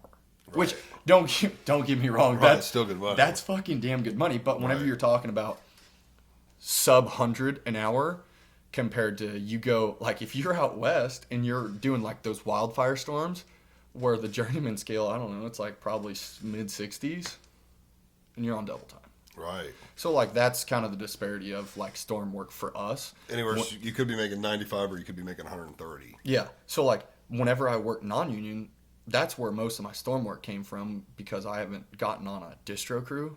I've been doing transmission work and underground since I've been in the apprenticeship. But like that non-union work, we would storm for time and a half the whole time. Unless you went up to the East Coast, like the upper East Coast, and then it was like time and a half for 12 hours, double time after. So that was always good storms. Like working for Eversource up in the Northeast, we did a couple snowstorms up there, where you're working in some absolutely beautiful country of like New Hampshire and Connecticut and New York State, maybe? I don't know. Something like that. Did you go to the Hurricanes this past? No, I didn't get to because that was whenever we were doing that job out in Western Iowa, and we were already working 714s, and they had to get that job done. So they were like, we can't send guys. Yeah, like these guys at least. Like the company at Michaels, they sent a ton of guys. We were one of like a handful of contracting crews left in the state of Iowa. Everybody else on working on, because Iowa is pretty much like there's co-ops around there. They all like. They call them REC, Rural Electric Co-op, which would be like Newmac and Berry Electric. Like we just call all the co-ops RECs. Right. They've got their own name, but like they're not bringing in union contractors anyways because cooperatives aren't like profitable or whatever. They're owned by the people that pay into the co-op like type shit. Mm-hmm. But like they're not like the same type of utility as like Liberty and all those. Right. But yeah, so we were already working out there and on Mid-America property, which is a big utility. They've got a lot of transmission, a lot of distro in the state of Iowa, Alliant and ITC, which is the big transmission utility. I think they said there was like a handful of guys left on any of those properties in Iowa. So it's like we were already making good money out there because they sent us out there to finish that job whenever guys started quitting before the hurricanes even hit. Because like that's another thing is like whenever I was non-union, like every non-union contractor is going down there. Like that I feel like that's probably into their contracts of like who they're doing their daily work for. Yeah. Like Berry Electric, anytime a storm hit, like I think they almost had to release us to go on storm if we needed to. This is part of the deal. And it's part of the deal. Yeah. Where so like you're hitting every storm where like those they don't have to give everybody that let you go type deal. Right. If they've got work that needs done, then you're stuck doing it. But like to get us to go out there, they bumped everybody's per diem except for us apprentices. They end up screwing all of us apprentices out of it. But they were paying for our hotels, so it's like we were working a lot of hours and making good money. So it's like yeah. Now, what do you do up north if like the high for the day is 20? Or like negative 20 or 0, like it's cold as shit. Let's say negative 20, it's crazy. It's super cold. Depends on who you're working for. Depends on. Like what if they're like, hey, we're working today, and then you're working. And what do you do to keep warm and like keep your hands? And, like do they like, hey, every 20, 30, 40 minutes? Yeah, I get mean in the like truck? you're not being dumb about it, but like you have to learn how to layer. Like I believe in the Under Armour cold gear. Like whenever it's real cold, I have a set of the 4.0s, and I've got a couple sets of the 3.0s Under Armour cold gear. Mm-hmm. And whenever it's real cold, because it's also like if you layer up with the wrong things, you're not going to be able to move. Right, exactly. But that's also where like our FR stipend comes from. I've got a big supply of FR clothes. And what's FR? Your flame resistant stuff. Okay, because we have to wear all that. And like most of the time you have to wear FR and high vis. Because even if you're in the right of way, that utilities want like just make these blanket statements for contractors where like you have to be all FR, all high vis all day. Hard hat?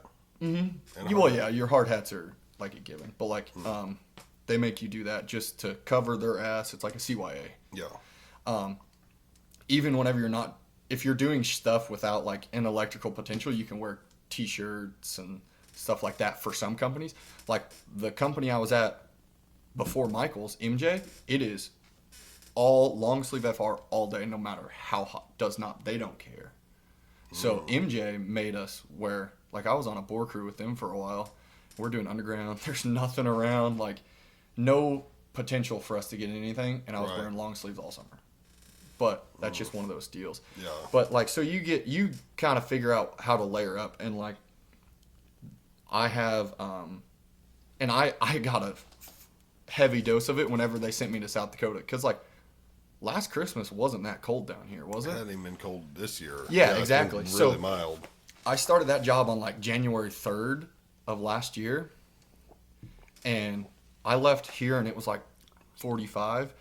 And I got up there, and they were getting their first doses of winter for the year. Mm-hmm. And they had a mild winter until that point, and then the bottom dropped out, and we were getting feet of snow a week. And up there, there's not trees, so the wind just blows forever. Right. And it's like that wind cuts through your soul. Like if it's -5 and there's no wind, you feel warmer than if it's 30 and it's 10 to 15. Right.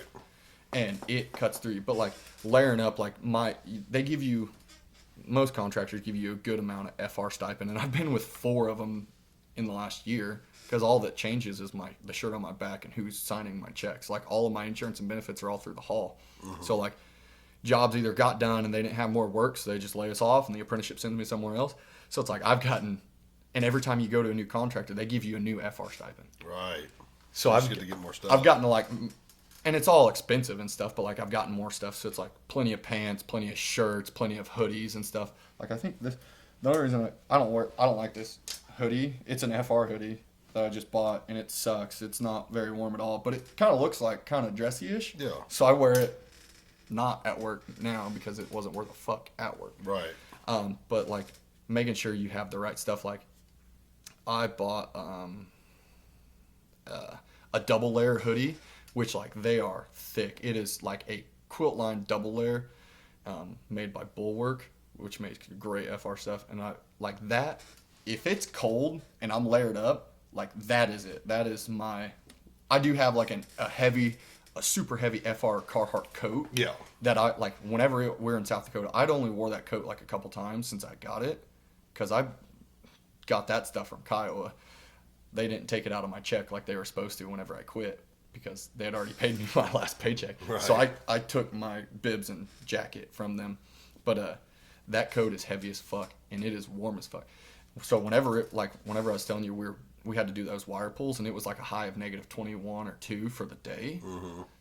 Like you're wearing a couple hoodie, like your base layer of your 4.0 yeah. cold gear, your wool socks, your boots, and then your over boots, which I don't know if you've ever seen any of those. No. They're called like Neos, and they're these insulated over boots that your actual work boot like steps into, and they've also got ice cleat deals on the bottom. Yeah. And they're insulated, so they like keep your feet warm. Like that is an absolute must if you're in the cold somewhere. To have your feet warm. Mm-hmm. Mm-hmm. And then like making sure you have at least 2 pairs of gloves, because you keep 1 pair of gloves on the dash of the truck with the heater going, Yep. and you keep 1 on your hands. And whenever your hands get cold, you swap them, and that also kind of dries them out and stuff. Yep. I mean, you just layer up. You wear your bibs and because like I've got all of my FR bibs, and like wear like usually a hoodie, a vest, and then I've got a 2X of that Bulwark double layer, and that double layer really keeps the wind out from going through you. Yeah, kind of like wind resistant. Mm-hmm. And this is kind of nasty, but those guys up there that were working on that job with me, they were all 160 guys, which is the hull out of the Twin Cities in Minnesota. So like this wasn't their first rodeo. Yeah. And they're like, hey, once you get that double layer, you don't wash it for the winter, because like all that grime and dirt or whatever, like that really seals it up, and it's like you'll notice a difference if you wash it. Really? So I don't want, and it's like whenever I got into the trade and I was back here working, my mom would always like, if she did my laundry, which anytime I come home, even now, it's like even if I put my laundry in my room or whatever and I have stuff to do, my mom is just Mama Bear. She wants to Right. help out, and like she does it, and like she was like, man, like this stuff doesn't look clean. It's like I've washed it a couple times. It's like that's because that's got a lot of grease and all. Like it's clean, but it's just so stained, because these are work Right. clothes. Like I don't wear this shit out and about. Like I wear it for Just work. at work, Like, yeah. it's not gonna look clean. Like even I went and had I just picked up my stuff, like all of my heavy, like my Bulwark high vis vest, because like that high vis, bright yellow whenever it's new. You work in it for a while. I wear that vest every single day because I'm a big vest guy, and like keeping your core, super important. That's the big important super one. super Yeah. important. So like I wear that vest, and it's like you can tell it's just like up here it looks brighter, and then like down here where you're leaning on shit, it is just fucking like kind of Dingy, stained. yeah. But like I mean, I don't really care. I'm not trying to win a fashion show. I'm trying to stay alive Right. up there, Just brother. trying to stay alive and warm. I'm a southern boy. I am not trying to fuck around with the Great White North in wintertime because it. I've talked to Cody Cooper a lot about. Oh yeah, dude. When he went up there to South and North Dakota, and yeah, he said it was pretty brutal. Yeah, and I mean, I was in the southern part. The southern part of South Dakota where Sioux Falls is, and most of our work was in southwest Minnesota, building. There was like 50 miles of line connecting a couple substations that was down between Nobles, Minnesota, and Sioux Falls, South Dakota, and we're working right along there. But like, you boom up 170, 180, 200 feet to work up there, and it's like you look out, there's nothing. There ain't no trees.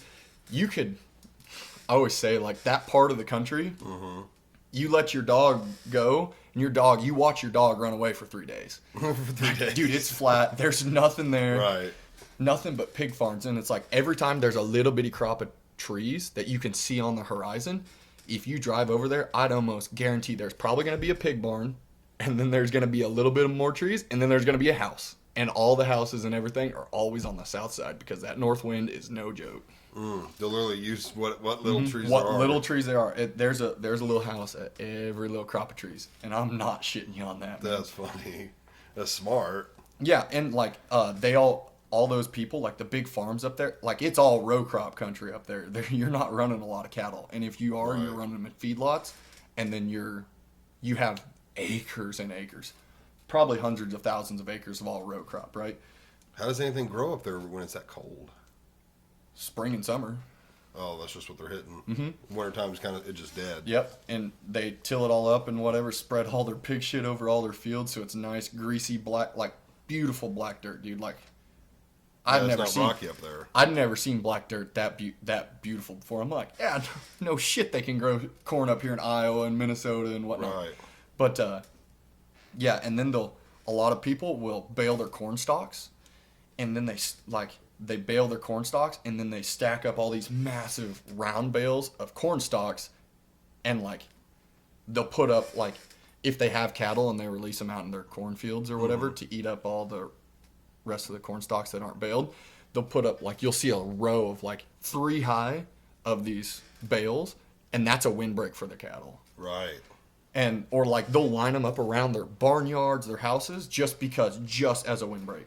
And you're talking hundreds and hundreds of these bales, because I mean there's so many. I mean, you can bale hundreds of acres of corn stalks, Right. and then what's left they fucking plow it up, and then those nutrients go back into the ground, and then Yep. next spring they are planting that shit again. So it's just dead in the winter. Yeah, there's just nothing. I mean, it's something different, and that's another cool thing. It's like I've gotten to, like, even though I'm a young ape in this trade, like I've gotten to travel and do some different things in some different places. Got to meet some great dudes out there. Some of my best friends now, it's like, are the guys that I've worked with, that I talk to the most. It's like, it's nothing to say that you guys, like my back home guys, aren't some of my best friends too. You guys still are, but like, Yeah.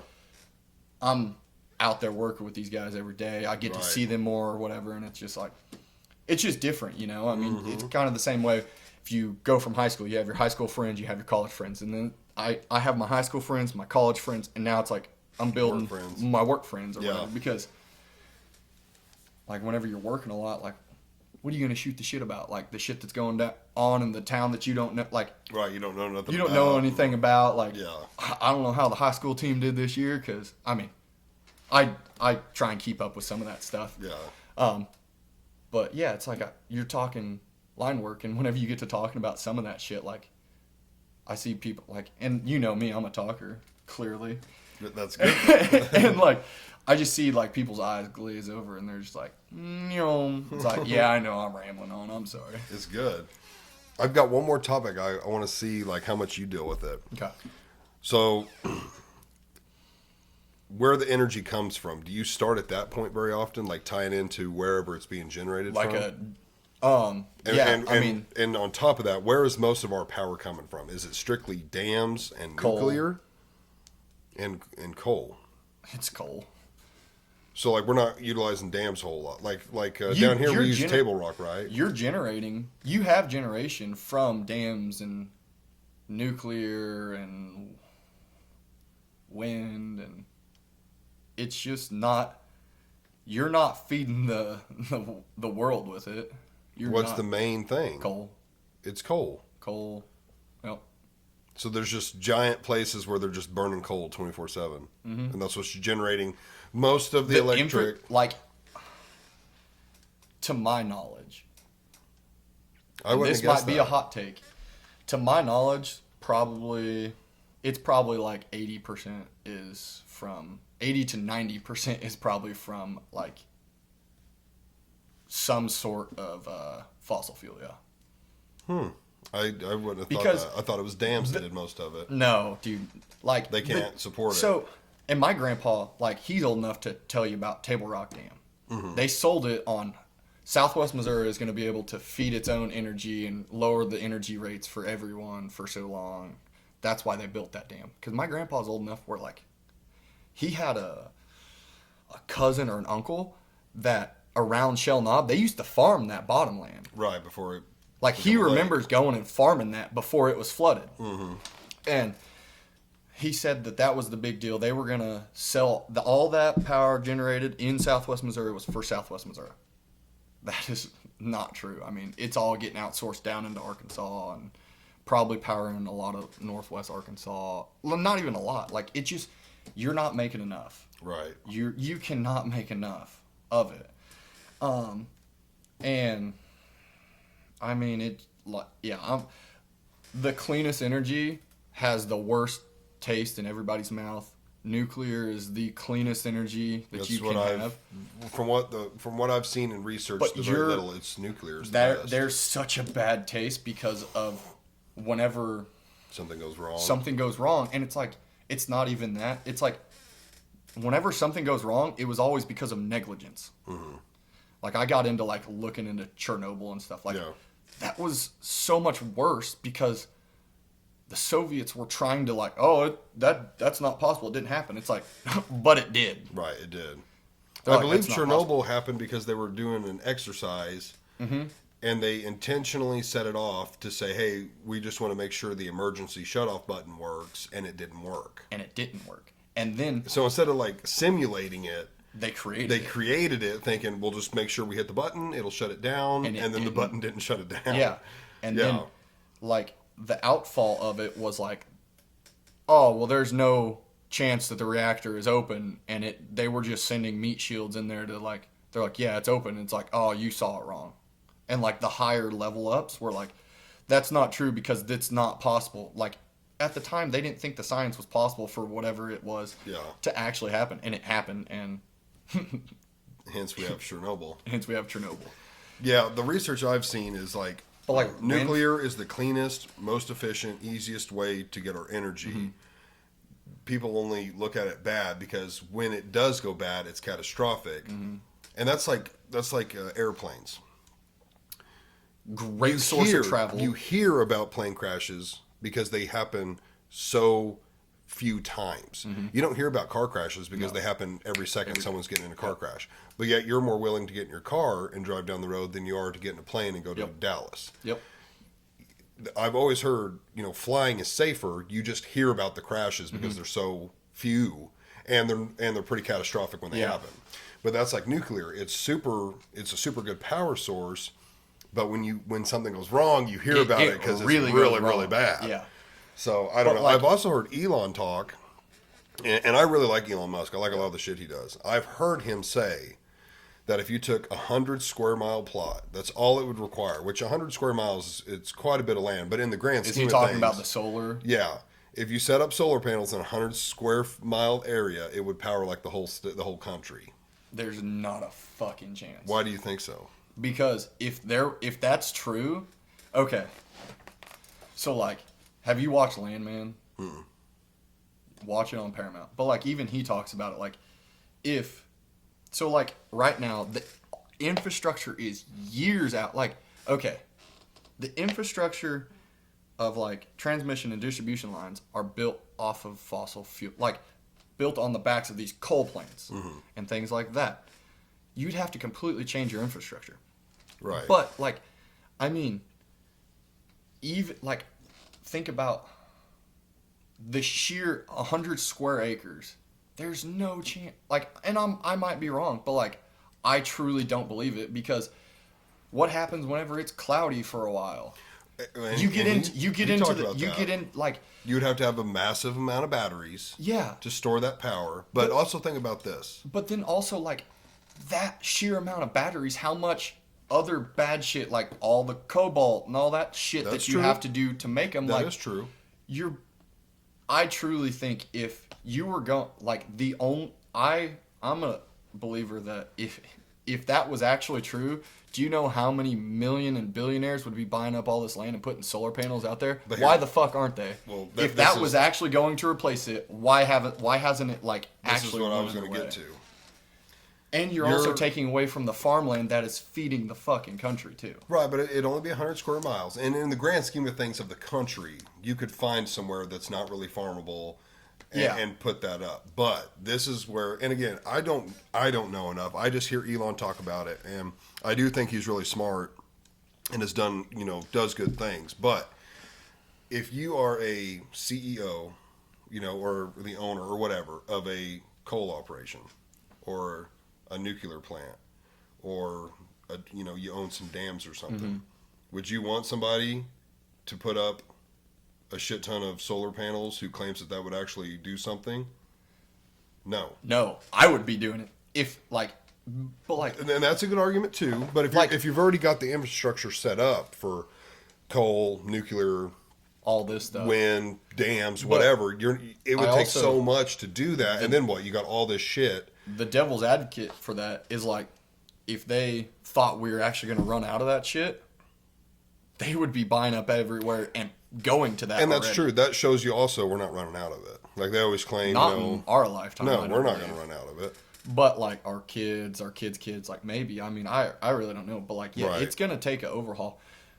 But, I mean, just, like, I truly think if solar was able to do it, you would do it. Like, people put solar panels on campers, like, that travel a lot. It's like, that solar panel doesn't even power the whole fucking camper. Right. So you're talking about powering houses and shit off of that. Like, I don't know. Yeah, and I get it. I don't know either. I don't know the science behind it. I also think wind is, like, not wind, viable. I think, on a very large scale now has been pretty much determined it is a total waste. Yeah. Like, by the time that turbine pays for itself and damn near doesn't generate any money, it's worn out. And then you're burying those things and because you can't be recycled. do anything to do. You can't do anything with them. Yeah, you just got to bury them, and they're an eyesore. Hell, we got a shit ton of them out here. You can see them at night. I mean, like, right on I-80 between Iowa City and Des Moines, tons of wind farms everywhere.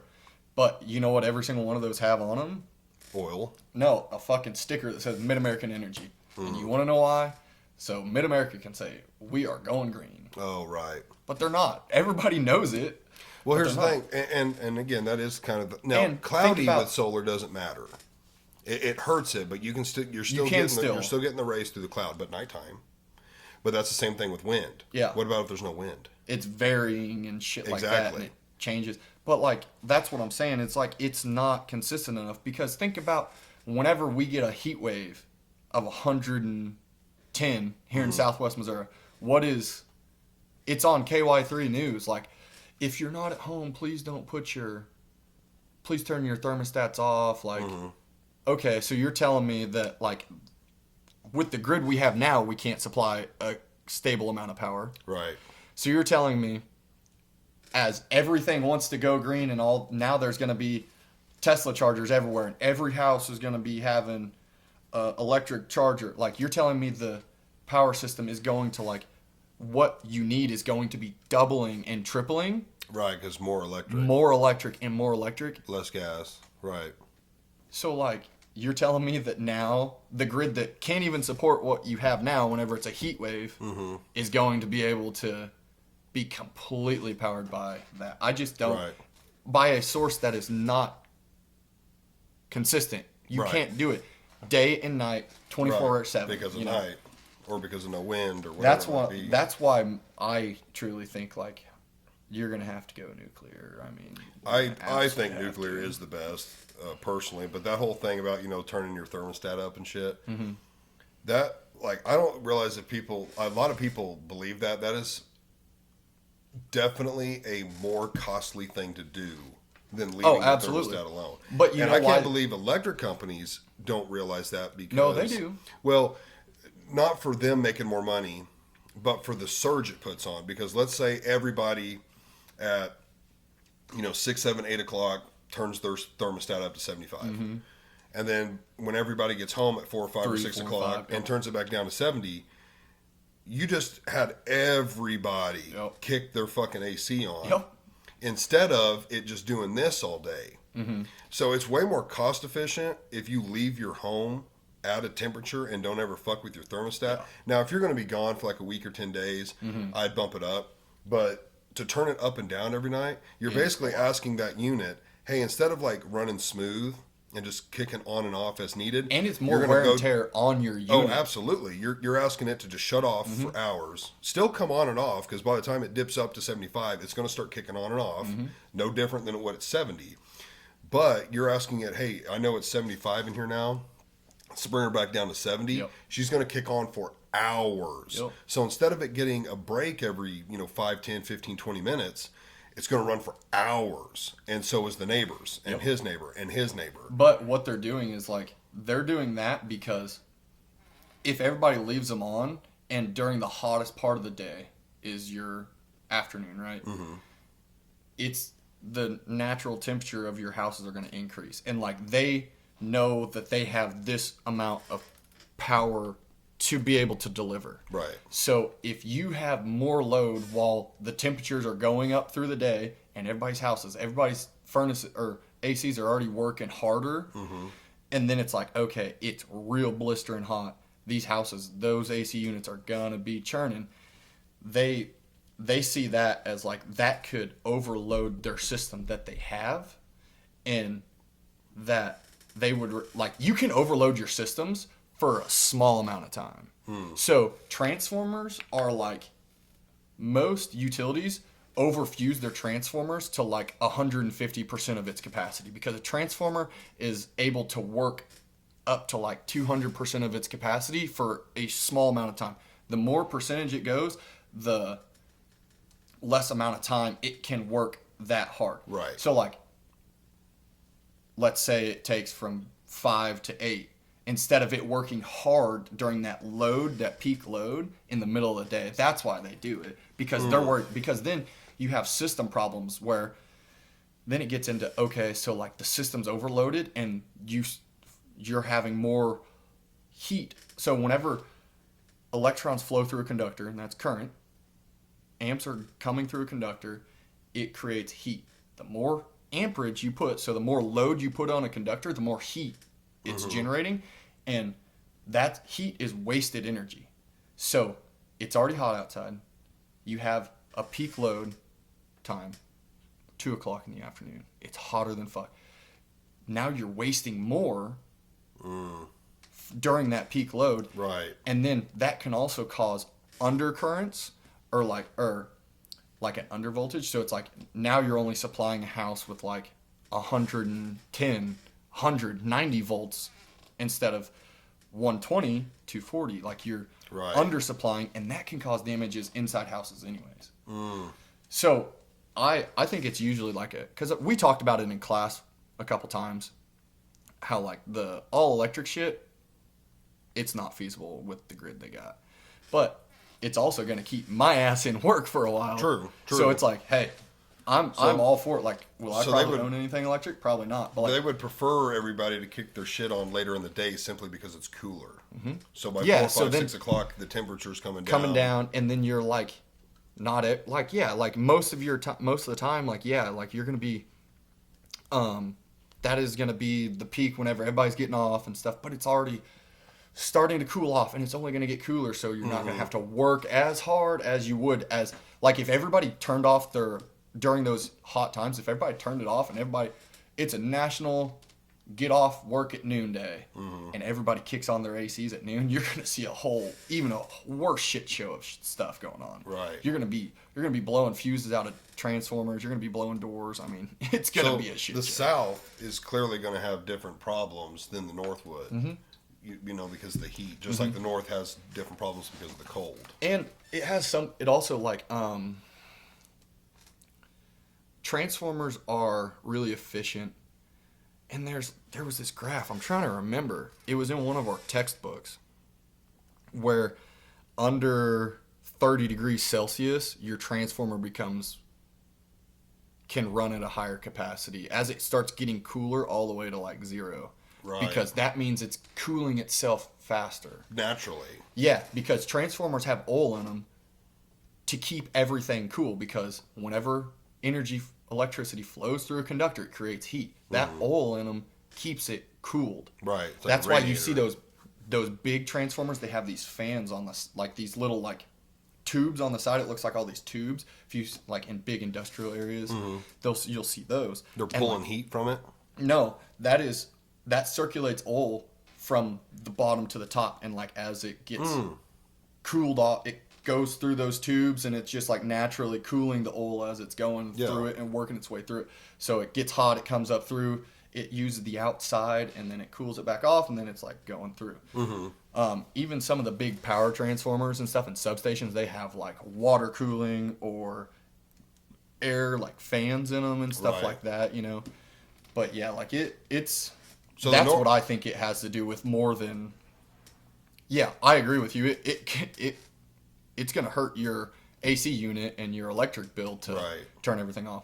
Like in my camper, let's just say, I keep my so I've got 2 AC units on it. I would turn my AC unit in my living area to like 75, and I'd keep my bedroom at like 69 or 70, and I'd just shut the door, and it would keep it like going in there. And then like even if I got off work and it was a little hot in the camper, like if in the evening I could open up the windows or turn on like the exhaust fan, and I'd run that, and it circulates air, and I'd just leave it at 75 so it wasn't blistering hot even during the summer. Right. But like if I was gonna be home all day or whatever for a weekend, then I'd turn the AC up and whatever. But like I mean, letting them turn all the way off and then turn all the way on was jacking my electric bill up from my campsite. But I was just trying to but I wasn't even thinking about it. I was like, I ain't home, like it'll be right. And then whenever I realized that's what was causing it, I was like, yeah, this is stupid. So I would say up north doesn't have to deal with that, but they might more in the winter because of heaters coming on. But I would also assume more people up north heat with propane or natural gas versus electric. So like you're gonna have but like your heat waves up there are different than your heat waves down here. I mean, whenever like they think 75 in Minnesota's hot and blistering, like it does get up to 80s and 90s, like so they're still turning those ACs on up there. Right, that's true. You know, like it gets hot up there, and it like in whenever this summer I was in southeast Iowa, right along the Mississippi River. It was muggy and humid as shit. Like reminded me of a summer down here. Right. And it was just as hot as down here. So like even up farther north, like you get up into parts of southern and central Minnesota, like it still gets hot. Like I mean, global warming or whatever, like it still gets hot. What about like ice on the lines? Because I'm not gonna name names or where it's at, but you remember the ice storm of 08? Yep. I think it was 08. So I Were know. they shooting lines with shotguns to knock ice off? No. I've seen that. Shooting tree I don't limbs off the want to line. say anything to incriminate anyone, but I know for a fact that the lines for miles were on the ground. There was so much ice that it had literally brought the lines down, and they were laying on the ground. And they had so much tension on them that this person, it was pulling because they had an overhead service to the house, and it was pulling the overhead service, like gonna rip it off the house. Yeah. So they called the electric company, and of course they are fucking swamped. Yep. And they were like, hey, you need to come out here and do something, because like it could fucking rip the service off my house. And they're like, well, we can't, we're everywhere, we're swamped. So they went out there with a fucking axe and cut the lines that were on the ground. Oh my god. And of course, when they did that, they went fucking zoom. They just shot in both directions. Yeah. But there was no power anyways. Yeah. And it was like, it's not gonna fucking rip it off the house. So they went out there and just chopped both those bitches in half. Yeah. I mean, I'm sure the electric company didn't like it. I wouldn't advise doing that. If it's on the ground, there's still a chance. Like, it could be, if there's enough ice around it, it could still be live. So.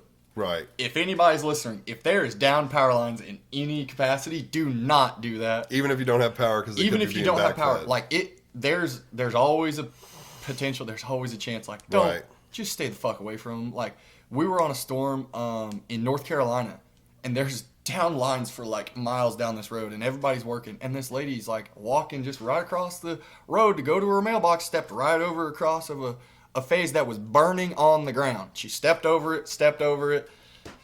I was like... Did someone yell at her? Yeah. Fuck yeah, they yelled at her. I could not believe it. But she's just trying to go to her mailbox. And I was like, what the fuck is wrong with you? That would have fucking lit her up. And then it's like, you could tell it had been burning on the ground for a while because it was like kind of sandy out along the coast. And it was sandy and it was burning it into like glass almost. And glass is an insulator. So it wasn't sensing that it had a fault in the line. It was insulating it almost. Yeah, and she stepped right across that shit, walked across the road, got her mailbox, and went right back. I was like, what in the fuck are you doing, lady?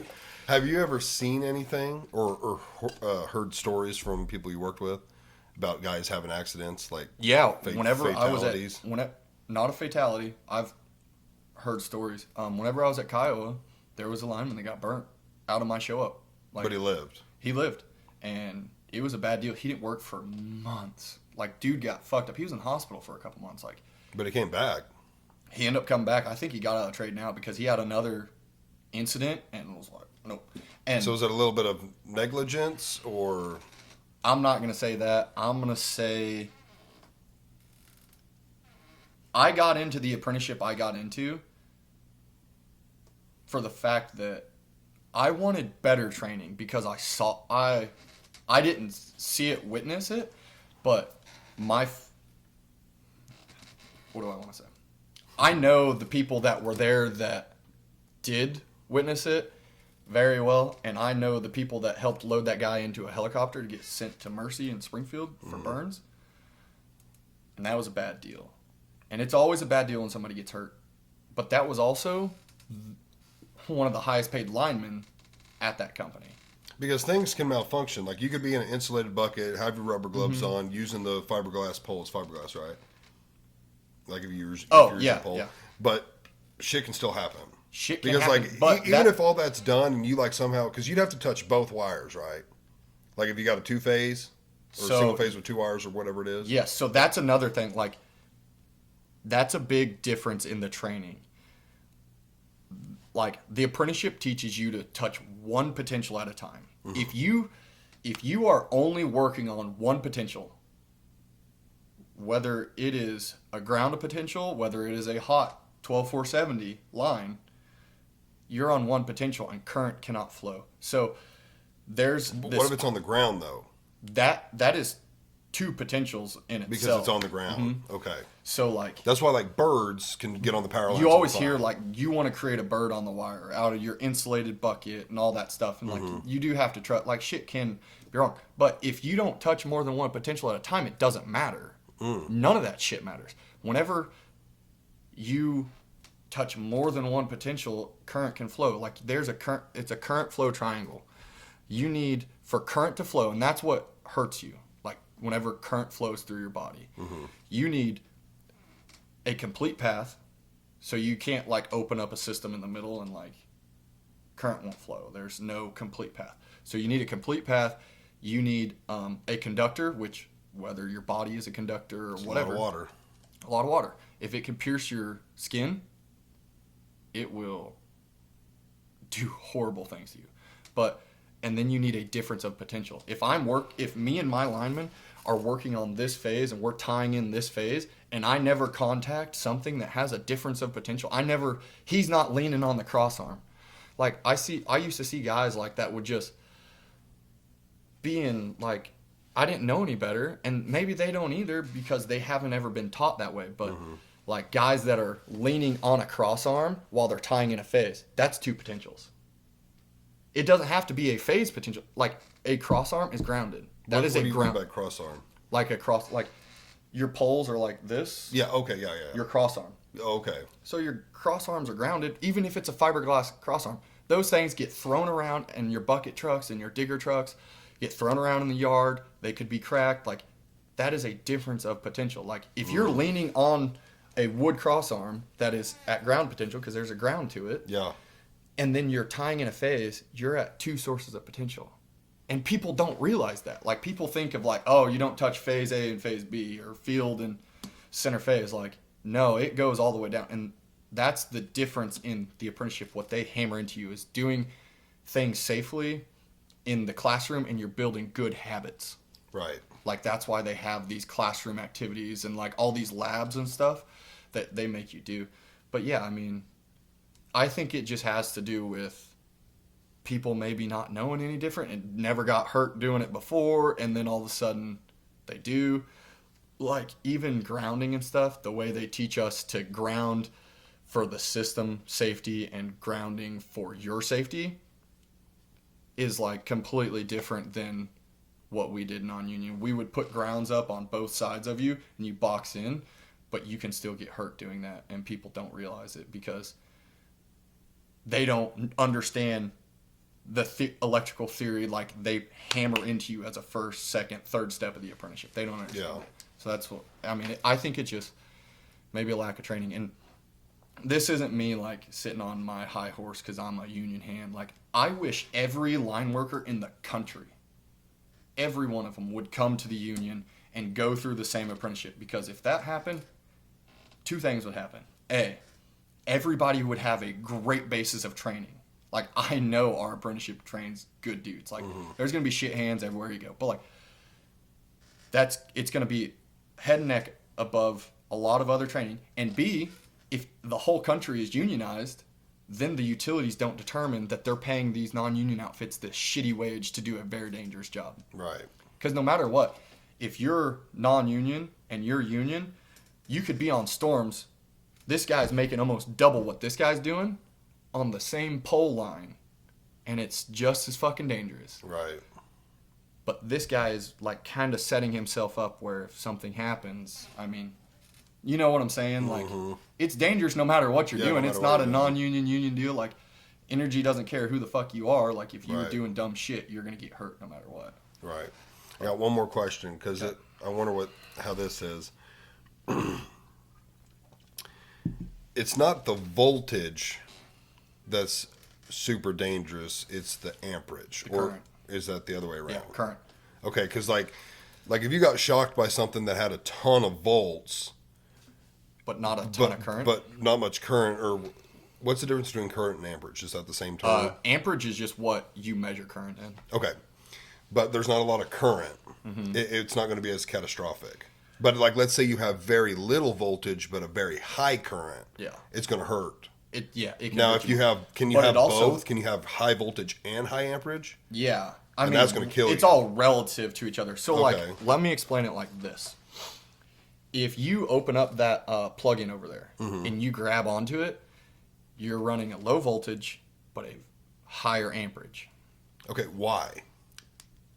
So voltage and amperage are proportional off of each other, no matter what. Okay. That is the law. That is Ohm's law. It takes 1 volt to voltage is pressure, current is the flow of electrons. Like think about it as water, I guess. It takes 1 volt to push 1 current through 1 ohm of resistance. As your voltage goes up, your current's going to go up proportional, but if it flips, like let's say your pole outside, it's got a 12240 service, like so that's probably 7200 volts and maybe like I don't know, like 10 amps on the wire. If you flip that, it's going to be proportional on the bottom side. You're going to go from like a high voltage of 7200 to 12240, but then it's going to flip that amperage, and the amperage is going to be higher on the same proportion. Like if and is there a benefit, a negative? So a difference in the flow? Like what's no? the difference? That's just how electricity works. Okay. So like that's why you see like you can run like a number 2 conductor on primary, but then probably coming into your house is probably 1-aught or 4-aught leads, because coming out of that transformer it's more current. So you have to have a bigger conductor, where like there's not as much current on the primary side. Okay. So let's say I open up that light socket, and I grab onto it. You're pushing a small voltage, so there's not enough push to knock you off the line. You could get locked onto it because there's a lot of current. Which I've heard is more dangerous. Very dangerous, because it also has to do with the duration the current goes through your body, the path that it goes through your body. If you touch one and the other, 2 light sockets, and it goes through your arms and stuff, like that goes right across your heart. That's very dangerous. Right. So it has to do with the duration, how much and whatnot. So like that can lock you onto it, and then you're cooking for longer, and it can hurt you just as bad. Where if you're working on primary, it's a higher push, you're gonna get knocked off of that line. Right, it's gonna blow you away. And that's where guys can lose on. Like, I actually on this job, I had a lineman that had half an arm. He was doing helicopter work, and the helicopter pilot flew him into a double circuit pole, and he connected 2 subs at 24.5. He fucking swung him into the lines on accident? Yeah, they were doing a transmission job, and the pilot, I don't know for sure, so I'm not going to say it, but I think dude got a big settlement out of it, like, bad deal. But he lost most of his arm, and that motherfucker probably doesn't have to ever work again, but he does. He's a badass lineman, too. Like, how that does dude he work with one arm? Dude, he has it figured out. Like, he's a working motherfucker. I really liked him. He was only on the job for a short amount of time with us, and then he went to a different job. But he's a badass dude. He was really cool. But yeah, like I watched him work in rubber gloves with one arm, and he was doing everything. He was cool. Like, but yeah, so like, but that it like I think it blew his arm. Like you always hear about like it like blowing him off because it's such a high push and not a. But like either way, like, I mean, I think 50 milliamps is enough to kill you. That's very, very small amount of current. Right. If it pierces your skin, if it has enough voltage to pierce your skin, because that's the push, right? Voltage is the push. If it can pierce your skin, I think it takes 50 milliamps to kill you. And milliamps are tiny. Like, that is a tiny bit. Like, even a light socket or something could. I mean, and like everybody's different. Like, if your hands have calluses and things like that and your skin's tougher to pierce, it has it to go into effect with that too. I mean, but that's where it's like talking about like, for us, they train you one potential at a time. Even like, whenever I was in Kansas City, we got to do we're doing underground, and my lineman was like hooking up into hot transformers, secondary leads into hot transformers, because he was working that one potential at a time. Whenever they work on secondaries, they say you're supposed to wear your secondary rubber gloves, but like, of course, as an apprentice, they make you. But like, I mean, some of these older generation linemen, like, they were more trained on one potential at a time because secondary gloves didn't exist. They didn't have small secondary rubber gloves, so it's like you only work one potential at a time, and that causes you to create better habits. Yeah. If you're only used to working one potential at a time, then you're fine. If you're used to doing shit sloppy, but you have rubber gloves, oh, well, I've got rubber gloves on. It's like, okay, well, what happens if that rubber glove has a pinhole in it? That's going in, like, all it takes is a pinhole in that rubber glove. They always say a pinhole in a rubber brought you into this world, and a pinhole in a rubber will take you out of it. It'll take you out of it. So that's funny. So 110 can lock you on. 220 will blow you off, probably live. I mean, 220 will lock you on. 480 will blow. Like, that is not, like, whenever, in the grand scheme of things, like, those are not big. Those secondary voltages are not, like, truly, like, big enough to push you. What about 440? Probably about the same. Yeah. I mean, you're getting bigger and bigger. The big stuff, the power lines, that's where it blows you off of it. Yeah. Ooh, that'd be a bad ordeal. And I'm really hoping people that are listening to this aren't like, oh, this guy's fucking telling the gospel. Like, I'm just a fucking ape. Okay, I'm still learning this shit, but Right. that's why I always kind of like prefaces like, to my knowledge, like that's how, because like I'm in the thick of like learning a lot of this stuff, but like everything is based on the things I've learned and the things I've done and the things I've been taught and whatnot, you know. But like, Right. yeah, I mean, those, and whenever you get inside, like I said, I don't know hardly shit about the inside stuff, but yeah, I mean, those higher voltages will blow you off of it. Right. But that's why they don't let you do, that's why they truly like want you, while you're in class and you're in a safer environment for us, they want you to create good habits and stem from them good habits. Yeah, and take them into the field with you. Keep you safe. Because like there truly is a difference between what the books teach you to do and what happens. And For different careers. A lot of my instructors, a lot of those instructors, like, you don't just like become an instructor. Like, you were probably a badass lineman or whatever, you know. And our instructors are very well paid. Right. But all the instructors I've had are some badass motherfucking line. Like, them are some badass motherfucking JLs. Right. And those dudes, they understand, like, they'll tell you, like, hey, this is what we're going to teach you. You just need to keep this in mind. Like, just different little things. It's like, this is probably how it's going to be in the field. Like, that's still okay. Like, we're teaching you this way. This is a safe way. But this is also a different way to do it safely. And this is probably what you're going to see. Right. But, yeah.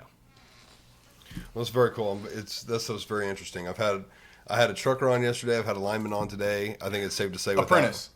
Still. I think it's safe to say without those two things, you know, the world doesn't really keep going. I mean, so I'm excited to listen to what Hunter says about his career and stuff because, like, I have to carry a Class A CDL, so that's another thing. It's like, whenever I got into the trade, it's like, get your Class A.